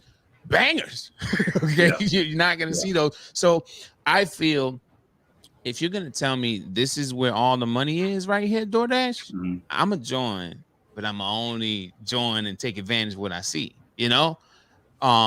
But some people might beg to differ and say, you just falling for their trick. No, I'm trying to get it where I see it at. Yeah. And Pedro sees it at shop and deliver. You better believe when that comes to my area, I'm gonna be shopping. Well, listen, man, and you know what? Your experience in the first probably, you have to learn your stores, and it takes time. Like some people don't like doing a 50 item Aldi. Man, I could shop 50 items in 15 minutes. And then, like it's because the Aldis are small. You start to learn your aisles. You learn to pack. Yeah. It's not difficult. And if the cash flow is good, because the base pays higher on those, it just is. And then if there's a tip on there, it could be really good value. So I kind of like look at it like I don't have LOP, large order. I don't have catering, but I utilize the shop and delivers to compensate for that, because some of these payouts on the shopping pays are just like doing a catering run, and they take about the same amount of time. Right. Yeah. Mm-hmm. And I don't mind doing it. And that's how it works for me. Not everybody likes to shop. And I get that because there's different frustrations or out of items and you got a bag and carry things upstairs. Like I get it. It's not for everybody, but it works for me. Man, I beg to differ. You want to know why I beg to differ, Pedro? And I'll tell you this. I believe every person in this chat, unless their family got money like that, if you absolutely had to go shopping, can I get some engagement in the chat really quick, please?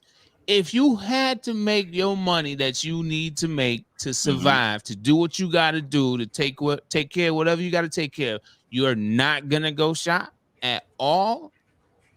I mean, the freedom you have now with gig work, whatever benefits that you've gotten since you've become a full-time, part-time dasher or whatever, you're telling me if you were backed into a corner, you're not going to go shop? I would absolutely go shopping. Shopping is not my favorite thing to do, but I go shop. I got to go shop. I got kids. we got to make the ends meet, y'all. And listen, DoorDash and all these apps, you got to remember the time of season. This gig work, in my opinion, can be very seasonal, right?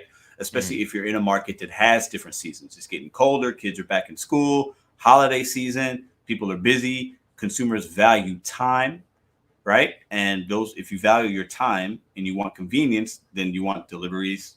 You want groceries delivered. You want dinner. You got families are busy. UDM's got a busy family. Like we always doing stuff. So these apps, man, like the shop and pay is the thing. It's going to definitely be a continuing trend, I think, in the gig economy for people to have things brought to them as far as groceries beyond just the food delivery. Thank you for the $2 super sticker. Thank you very much. Appreciate y'all for leaving the comments. I think you guys are getting some value based on what I'm seeing here from UDM and myself. What else you got in your mind, man? You got anything coming up on the channel you want to talk about or plug? What's UDM got going on? You want to plug the lives? I know you got a couple live shows every week. What else you got on your mind, man? Well, I wanna let everyone know that I'm a person that just likes to hang with the fam, right? I know we got caught up in the drama a little bit ago and whatnot, and I believe every last one of us like a little drama, but I'd rather have some fun with it, right? I'm a jokester. I could joke all day. I laugh at my own jokes. Even if you don't laugh at my jokes, I laugh that you're not. I've literally seen you laugh at your own jokes and nobody else is laughing. Straight up, bro. I've done I'm a clown like that. and I just like to have fun, man. And anything that I can do to just help you get through your morning, your day, your night, whatever, whether you're watching on the replay, I'm just trying. I know how to get my money in my market when other drivers in my market are saying they can't make the money on the apps that I'm Yeah. making money on. I Yeah. know that was a tongue twister, but I know how to do what I do, and I know how to do it for me and my family. You get what I'm saying? Mm-hmm. And since this is my online family, all I try to do is just provide information, just the same as Pedro. And I try to put a smile on your face because it's rough as hell out here. And I know it is. Oh man, yeah, Okay. that's I a good know it point. is. Whether you're getting the $2 offer, $2 stack, or you getting some bangers, Yeah, whatever it yeah, is, it's rough out here, man. And I just try to put a smile on people's faces. So I do have a live stream twice a week. One on Saturday morning to help you get your morning ready to go for the weekend, right? And to also help to ask you how has your week been. Maybe I could give you some insight. Maybe I could not just me, but the chat and everyone else can contribute to the conversation. Hey, do you enjoy not even enjoy, but maybe we could give you some suggestions on how to be more successful with what you're doing. mm-hmm. If something you made a mistake this week, I don't know. I've mentioned the laundry app. I have one person that love washing clothes for as a gig, man. They got Yeah, and that's I all they think do. it's yeah. I remember. I feel like I've heard you talk about that, and I remember you Yeah, did that man. video like it was over a year ago, probably. But yeah, I ain't watching nobody. I don't even watch my own drawers, man. I ain't But you watching. you you probably do it if you had nothing else. If my back's against the wall, I'll shovel shit, UDM. Like, listen, my pops told me, he told me, son, it don't matter what you do. Just try to do the best that you can. Yeah. And there's pride in any kind of work that you're doing. Yep. If you're earning a paycheck, there's pride in that. There's value in that. He always said, don't let anybody look down on you. If you Yep. do, if you're taking care of your family, Mm-hmm. there's a lot of people that aren't willing to do that. So Mm-hmm. yeah, if everything blew up and somebody said, hey, you want to shovel this crap on the sidewalk? If you paid me enough, I'll do. Like, I ain't got no problem humbling myself and doing what you got to do to survive. Yeah. And I think a lot of us can relate to that, because I think a lot of us, myself included, sometimes I'm like, I don't like doing this work sometimes. Yeah. I don't like it. I don't always love it or like it. But you got to do what you got to do. And I think a lot of us come into this work, especially after and during the pandemic, and a lot of us, the influx of drivers that came to the apps because they needed it, right? They needed money. They got laid off. They got furloughed, whatever, right? And now with inflation and rent being so high, and like, it's just, it's hard to live the way we did 5 years ago on the same income. You just can't, right? Everybody's rent's going up for the most part. The cost of all the goods are up. Gas goes up from 5 years ago. So we have to have another side hustle. So earlier we were talking about full-time, part-time. I think a lot of people to do this is doing it. They need that extra $100 a week. They need the extra $400 a month because their rent went up by $400. So they're like, you know what? I'm just going to do this DoorDash. I'm going to wash these clothes. I'm going to do some ride share, whatever it is. My man, Pocket Watching with JT. Listen, I don't. Hey, really quick, ahead. Pedro. I'm not leaving just yet, but my wife just hit me up. Just give me a second. I'll go on mute. Do what you got to do. No. I'm not leaving, but just give me a second. Oh, gotcha. I'll talk. Pocket Watching with JT. Thanks, man. Congratulations. This is a friend of mine. He's got a phenomenal channel. Just hit 100,000 subscribers. If you're in the chat right now, you need to go check out Pocket Watching with JT. He talks about scammers. And this is a licensed professional, and he knows what he's doing, and he does it in an entertaining way. He exposes liars and cheat. I mean, this guy's amazing.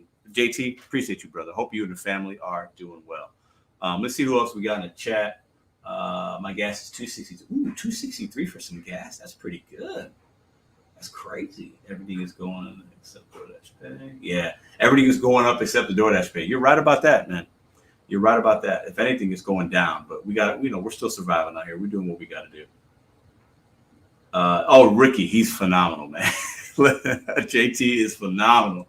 There's not as many. Listen, his channel is legit. It's one of the best YouTube channels I have. And I'm not saying that because I know him. His channel is good. Who Qualia, what's up? What's up? Hold on, I gotta read this comment from Qualia. Today I saw a man driving a Porsche. What? Listen, if you got a Porsche and you're doing food delivery, something's going on, right? I mean, I'm not surprised. I mean, we've seen Beamers, Teslas, BMWs, Range Rovers. A lot of people have said they've seen all kinds of cars out there doing this kind of stuff, man. It's crazy. Let's see.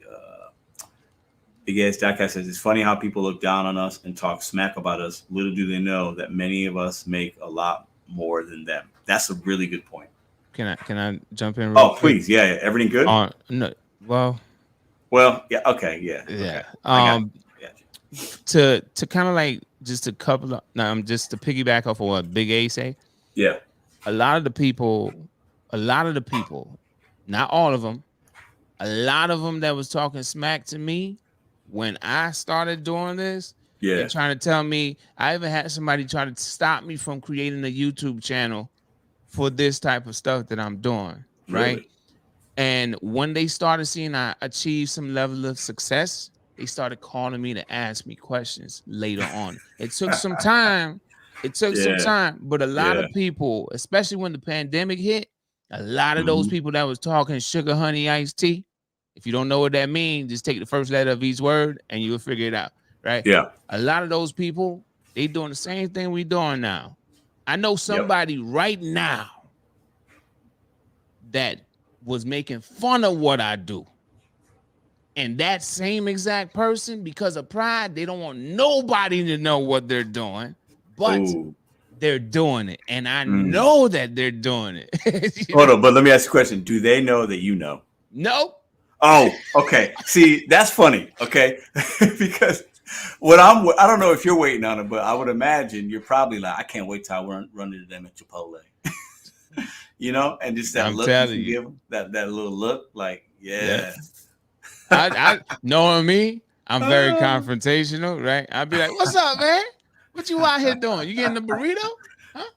You give him you're gonna give him a sugar honey iced tea. You're basically gonna give him a sugar honey iced tea. Yeah. And then you should tell him, hey, why don't you go ahead and check out my channel, man? I'm still making a video. Then he could look at what you're doing out here and helping people. Thank you for the super sticker, Mary. Yeah, it's funny, man. Like, you know, that comment that the diecast that I had on screen that what you're referencing.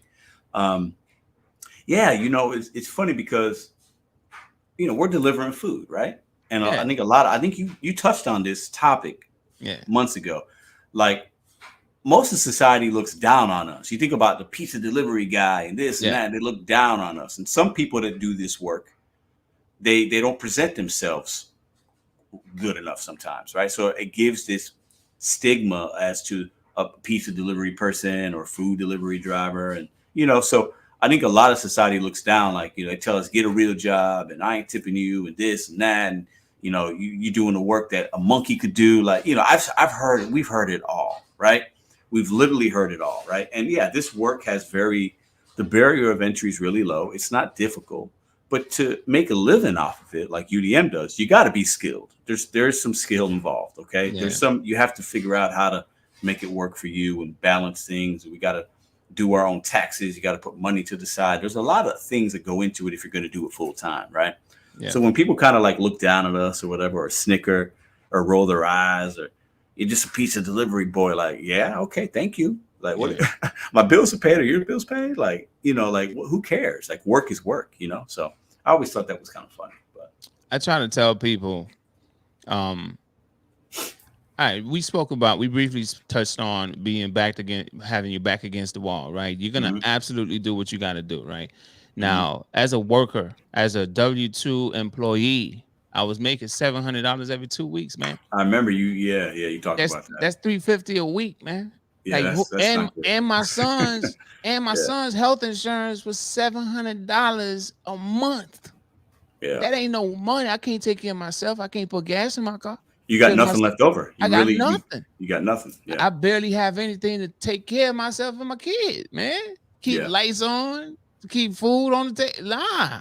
I was that person that you walk into. I'll invite you to my house, Pedro. That was back then, right? But I would invite you to my house, and I just got a couch and a TV. got nothing else. Well, listen, I think a lot of people still got, people can relate to that. That's real, man. But I'm telling you, Yeah. right? A couch and a TV, I can't afford to put nothing else in here. So if I'm making triple that, and on my own time, I have enough time to spend time with my kids, watch my sons grow up into being young men. Today, I got into a whole debate with my son over Minecraft. And he was telling me, oh, I don't know anything. And I'm like, what? It was a whole debate with my 8-year-old, man. So it's like, why would I care if you don't like what I do? I like what I do. And you could go kick rocks. If you want to talk your trash, man. Yeah. I can tell you what I do. Hey, listen, I'll be the person to call you up while you on your job. Hey, I'm done for the day. What you doing? Yeah. Oh, I thought you was done too. My bad. I'll call you later. That's petty. Oh yeah. How much you made? How much was your check? It was 800. Oh, that's I made that. I made that in a few days. Yeah. Okay. All right. So all right. After taxes, I still make about $300-400 more than you. Damn, man. It's crazy. You in the wrong profession, bro. Yeah, it's crazy. Well, it's funny. Like I want to get to this chat. Dad Dash, thanks. So this is Dad Dash. I think somebody timed him out. I'm sorry about that. I don't know who would have done that. I saw some things going on. If you guys, somebody tell me in the chat if I need to take care of somebody that's being wild here. But yeah, it's funny because Grandpa Dash and Grandpa just said, hey, I'm doing better now than I did when I had a W-2, right? So, we're talking. I want to segue this to how we started the show. We're talking about tips and things like that, and customers, and I don't want to tip. And so it's like if a consumer is watching this and like, damn, these two guys are bragging on, they're making good money, making 3 times. Why do I got to tip them? I think some consumers even look at like, oh, well, you're telling us you're making good money, though you're making more than me, so why am I giving you money? Right? I've heard that argument from some consumers too, which is still kind of weird, but it is what it is, right? I get that too. Yeah, I definitely understand that, right? Oh, you making good money. You don't need my money. You don't need money. Exactly, right? Because some people give money to people that they feel really need it, right? So we're over here talking, we're flexing like, we doing all right. We doing good. Dash and Grandpa's like, I'm doing better than ever. Bud Soda's like, I make $1 million a year. Like everybody's saying how well they do. Yeah. Then some consumers look at that like, they're not watching our videos, but you get what I'm saying. They're like, well, these guys are doing better. They're doing better than me. I'm struggling. Right. So I'm not going to give this person money because I need that $2. Pedro don't need it. UDM don't need that $2. I need that $2. So I don't understand it, but I get it. I don't understand it, but I get it. And we don't have to understand it. They don't have to understand us. But, right. I was just about to say that. It's just like that whole tip thing, right? They don't even have to understand why we're not going to take their order. Hey, it is what it is. DoorDash try to let you know why your order been sitting. You want to use your microwave? Go right ahead. There you go. You use that microwave. I mean, hey, it is what it is. But at the end of it all, man, I'll tell anyone, right? We work for tips. In America, we work for tips. Now, just because I said this on my previous live stream. I have someone that tipped me after on DoorDash, but they put a little bait tip in there, and I call it a bait tip to get their order taken, right? But they tipped me more because of the service I provided. The whole point is they tipped not how they wanted to tip, because they wanted to, it's equivalent to, I'm going to receive this service, then I'll tip you after in the restaurant industry. In this case, they tipped to get their order taken, which was only like $3, and then they tipped me $15 after they received the service. So it was just a bait tip just to get their order taken. Yeah, and then to see, they want to go above and beyond the tip to see what experience they were going to get, and I think that's more than fair. Like that is more than fair. It's more than fair. So when it comes down to, I'm not doing videos boasting and bragging about how much I made on this Yeah. and on that, and saying, hey, customers, you tipping me. I got your money. Oh, that's a good idea. I should do that video though. Hold on, I You think know? I want to do that video. That's a good. You gave me a really good idea, man. But at the same time, this line of work isn't it is a very easy line of work, but at the same time, it do require a certain amount of skill if you want to make the money that I'm telling you I make. Yeah. Right? If you really want to do this, you're gonna have to you can't run just one. And if you do run just one, you don't have enough priority to get to the status that Pedro's at to get those shopping delivered. You got to earn that. You got to earn that. When you earn it, then you get those bangers. It's just like DoorDash Drive when it was a thing. You had to get you had to get the invite. Yeah. I wasn't around for those days, but I heard about it. Yeah. Even with the LOP now, you got to get the invite. And these are things where if it's saturated, it's just like a job that pays well. If it's seniority, like in the trucking industry, right? If you work for a trucking company, all the seniors are gonna get the best routes and the best trucks. And they should. Right, because they put their time and effort into it. Yeah, absolutely. I agree. So with all that said, man, at the end of the day, going back to this tip thing, I'll just say, don't make your judgment based on what you see someone else said. I would still say, if you're a customer, make your judgment based on the experience you had on the platform with the dasher that you had. Because I've seen all these stories online, and there was I want to ask you this, Pedro, because you mentioned the volume thing earlier too, right? I don't want to go down another rabbit hole, but this is kind of important to me, right?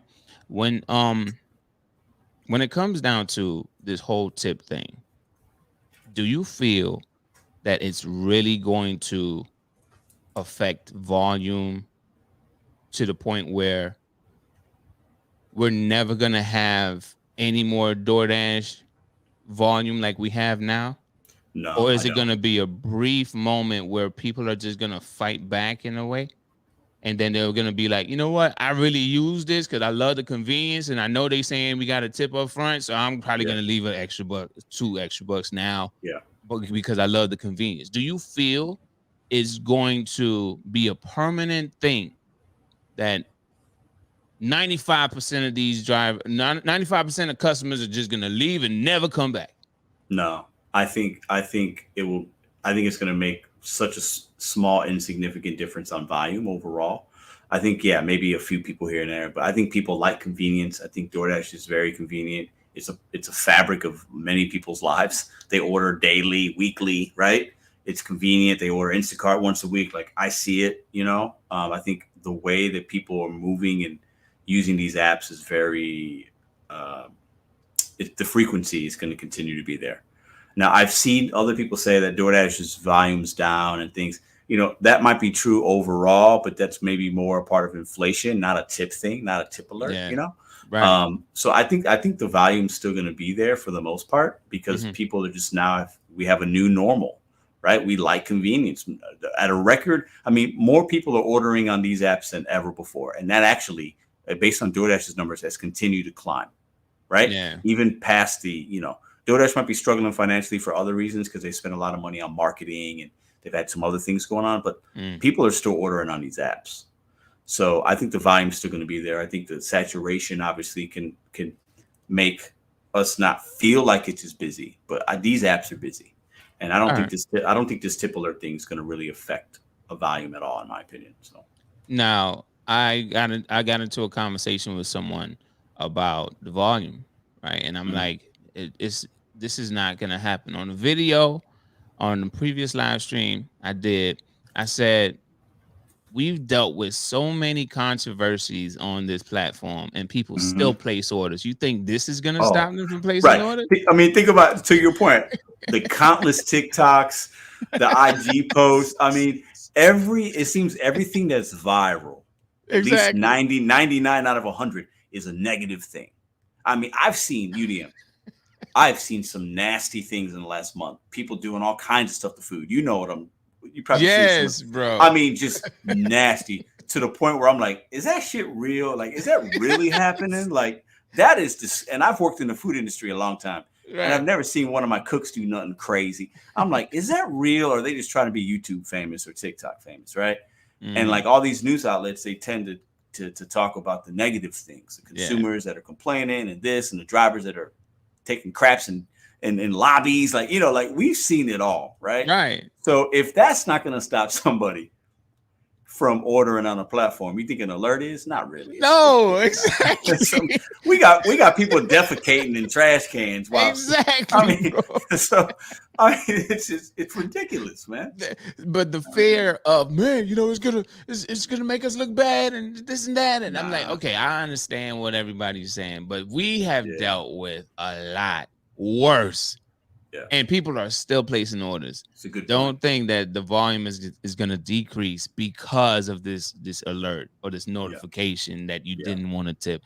Nah, they're still going to place orders. And there's still going to be those people in the motel living check to check with no car that's going to still place an order because they don't want to get on foot and walk to the nearby gas station. And I'll tell you what, some of those customers living in a motel that don't want to walk, some of them tip nothing, and some of them, most of them in St. Louis, they tip really good. Actually, those customers, they'll tip more than they should probably, but I'll take it because I'm grateful for it, right?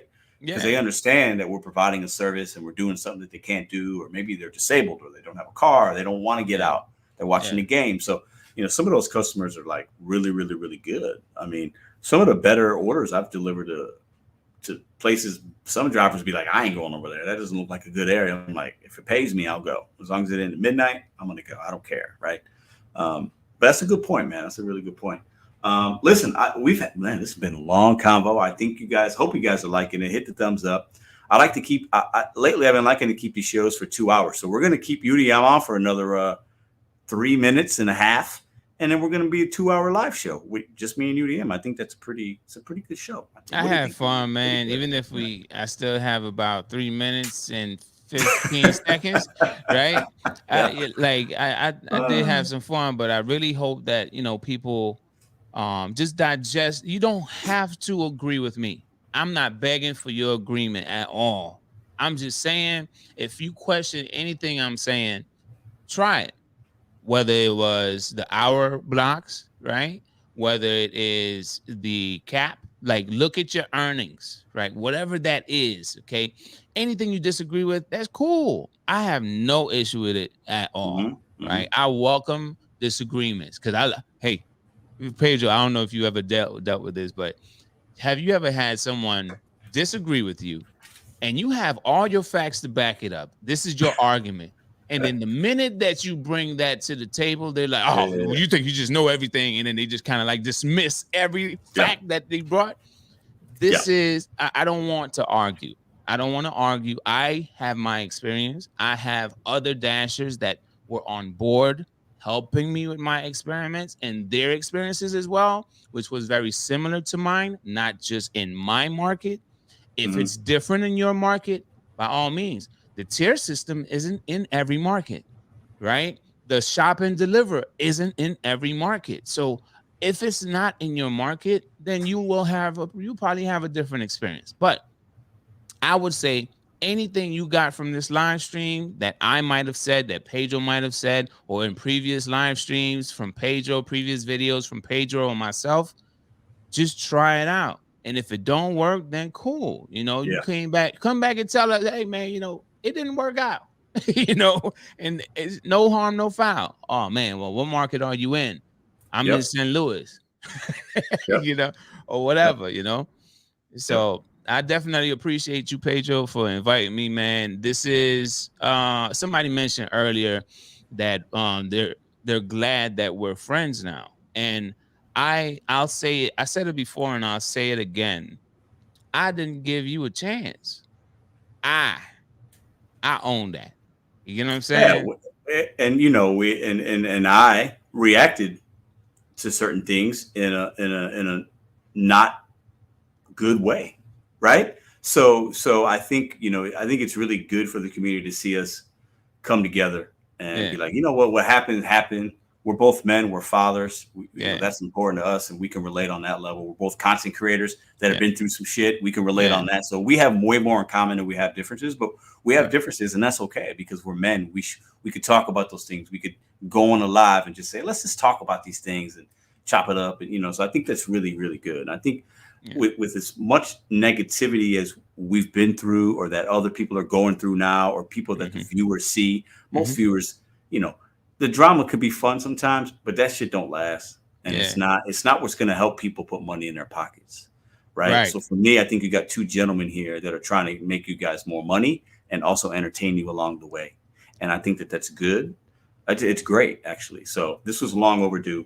I know I've been on your channel a couple of times, but I was like, I got to reach out and at least see if he's got some time. So I appreciate you giving me your time. I know you got a lot. You're a busy man. You got a lot going on today, but we'll definitely have to do this again. I think the people liked it.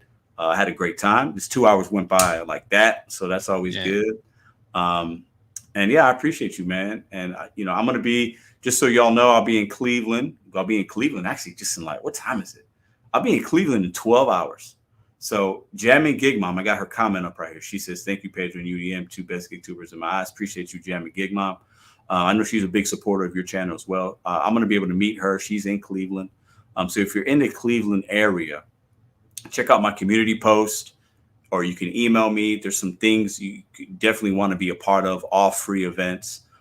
Pull up on me. I'm going to be somewhere tomorrow having lunch, and I'll be Tuesday and Wednesday doing these events. It's going to be a fantastic time. And I look forward to meeting all you guys in Cleveland. And UDM, you get to end the show, man. What else? Final words from my guest tonight? All right. Well, I'll tell y'all this. Since I've been in the gig space for just about 7 years, okay, I might as well just call it 7 years. Round up, yeah, round up. Full time 7 years since I've been here. I'm always trying to put y'all on game, all right. And when I say on game, I'm trying to get you the most money for the time that you're working. Okay, I'm not trying to. It might be on DoorDash. It might be a multi-apping. It might be some catering. And I'm trying to tell people right now, including you, Pedro, Mm-hmm. I suggest you sign up for catering or you partner with a local restaurant somehow, maybe Mm-hmm. just get the business talk going, right? Mm-hmm. Partner with restaurants and cut out the middleman if you have to. Okay. Get this partnership going because a lot of restaurants are seeing a lot of money through catering. And if you are a driver that they see pick up catering orders and you are well equipped, they are willing to have conversations with you because you're well equipped to handle their orders for them. I have countless conversations. They don't jump on board real quick, but right now I have 2 restaurant partners and I have 1 catering possible partner in the conversation Off the apps. off the apps. Right, off the apps. Yeah. Okay. So I want to be So clear that the viewers are understanding what you're throwing at them. Okay. so when it comes down to catering, a lot of these restaurants, yes, they're still gonna make their money with their in-house customers and whatnot. Yeah. And a lot of them have their direct customers that they did not have catering to provide to. Mm-hmm. Catering, they didn't have delivery service. Now there's catering delivery. They are utilizing that even more now than they did in the past, and it's a new thing. Even if there's tons of catering orders that's been pumped out, business wise, it's a new thing. A Mm. lot of businesses, especially reps at doctors' offices, Oh yeah. reps at hospitals that place orders for hospitals and whatnot. Sometimes they don't even know what doctor or whatnot. Yeah, They like just the medical sales reps are trying to get in the good exactly. graces of the doctors. They do them orders, and yeah, man. Oh yeah. I've delivered to law firms. I've delivered to athletes, Inter Miami, where Lionel Messi is at. Oh I've yeah. delivered to the Miami Dolphins. I've delivered to Miami Marlins. I've delivered to, and you could use that to network if you really want to network. You know what I'm Yeah. saying? Use it to your advantage. But if you really want to make some money, I suggest you get into catering. I'm not telling you how to get into catering, whether you want to use an app to get your feet wet and meet these restaurants, these GMs and whatnot, and have conversations. Is up to you how you want to do it. But I'm telling you, catering is where the money's at. You make more and you drive less. Now, I'll just finish up and say this, Pedro. You mentioned earlier about you said something about me do like a $30 catering, and then you'll do like a $30. You make $30 in about the same amount of time. Yeah. All right. I've seen this time and time again, and I've compared it where I might take an hour to make 30 plus, and the dasher might take an hour to make 30 plus. And then when I look at profits now, or how much I made per mile, I always knock them out the park. Yeah. It's $4 to $5 per mile, right? Based on what I chose to keep. Right. And if you're a profits type of person, right? You're looking for profits, you're trying to make profits, and you're looking at where did you lose, where did you gain, and different things like that. I don't want to go into all of that, but if that's what you're into, you can make more with catering. And I'm not telling you how to do it. Because you're going to drive less miles for sure, right? Because and the cash value is so much higher. And like you said earlier, it's the quality versus the quantity, right? So you're looking at a $30, $40, $50 run. Who cares if it's 10 miles? Because it's $5 a mile if it's $50, right? So it's so you're going to drive historically, and most of the time you're going to drive less miles. So if you're driving less miles, your profits are up. That's just point blank period, right? Because you use less fuel and less depreciation. So, and the last thing I'll say is, I know a lot of you out here are driving maybe 1,000 miles a week. In the month of September, just the month of September, I drove 600 miles. It's a little over 600 miles. And I made about $5,000 in catering. That wasn't that's crazy. Damn. I'm not even really gonna go into all of that, but and I know my market is a busy market for catering. Okay, I'm not gonna say that everyone can make what I make. And you've worked your way into that, so that number is not going to be a brand new person doing it for the first few months. Isn't going to have that experience probably, but that's what we're trying to get drivers to understand, that you can build yourself up to. I think is what you're saying, right? That's exactly what I'm saying. I know there's drivers that drive that many miles in a week or less. Oh yeah. So if you are a driver that wants to drive less and make about the same money, I suggest you get into talking a little bit more to these restaurants if you don't want to have a middleman. But I suggest having a middleman to get your feet wet, to get your feet wet, to understand what equipment you might need and different things like that, Right. Yeah. But if you have no knowledge, you don't even know how these restaurants pack up their food, you're just going to go in and sound like a lot of these crazy situations I've heard where these drivers, some drivers in my area, they're not prepared. They're not prepared, and then it leaves a bad taste in the restaurant's mouth, and they don't want to have that driver ever again. That's a great point. And coming from, I used to manage restaurants. If you guys are going to go out there and try to talk with these GMs and these decision makers in these businesses, you need to make sure you look presentable, okay, and you got good equipment, okay, boxes, bags, right? But you can't go in there rolling like you just woke up. Hey, you got any caterings? It's going to be Christmas. You got to look good. You got to use your words, eye contact, shake a hand, like all that kind of stuff, right? UDM, because you don't want to just roll in there like you got to separate yourself from the other drivers. That's kind of how I look at that too. Hey, appreciate you, man. Great convo. You guys are watching on the replay. Let me know what you think about the convo in the comments down below. And that's the show for tonight, y'all. Hit the thumbs up. Thumbs up. Thumbs up. Appreciate y'all. Have a good night. All right. Let me hit that.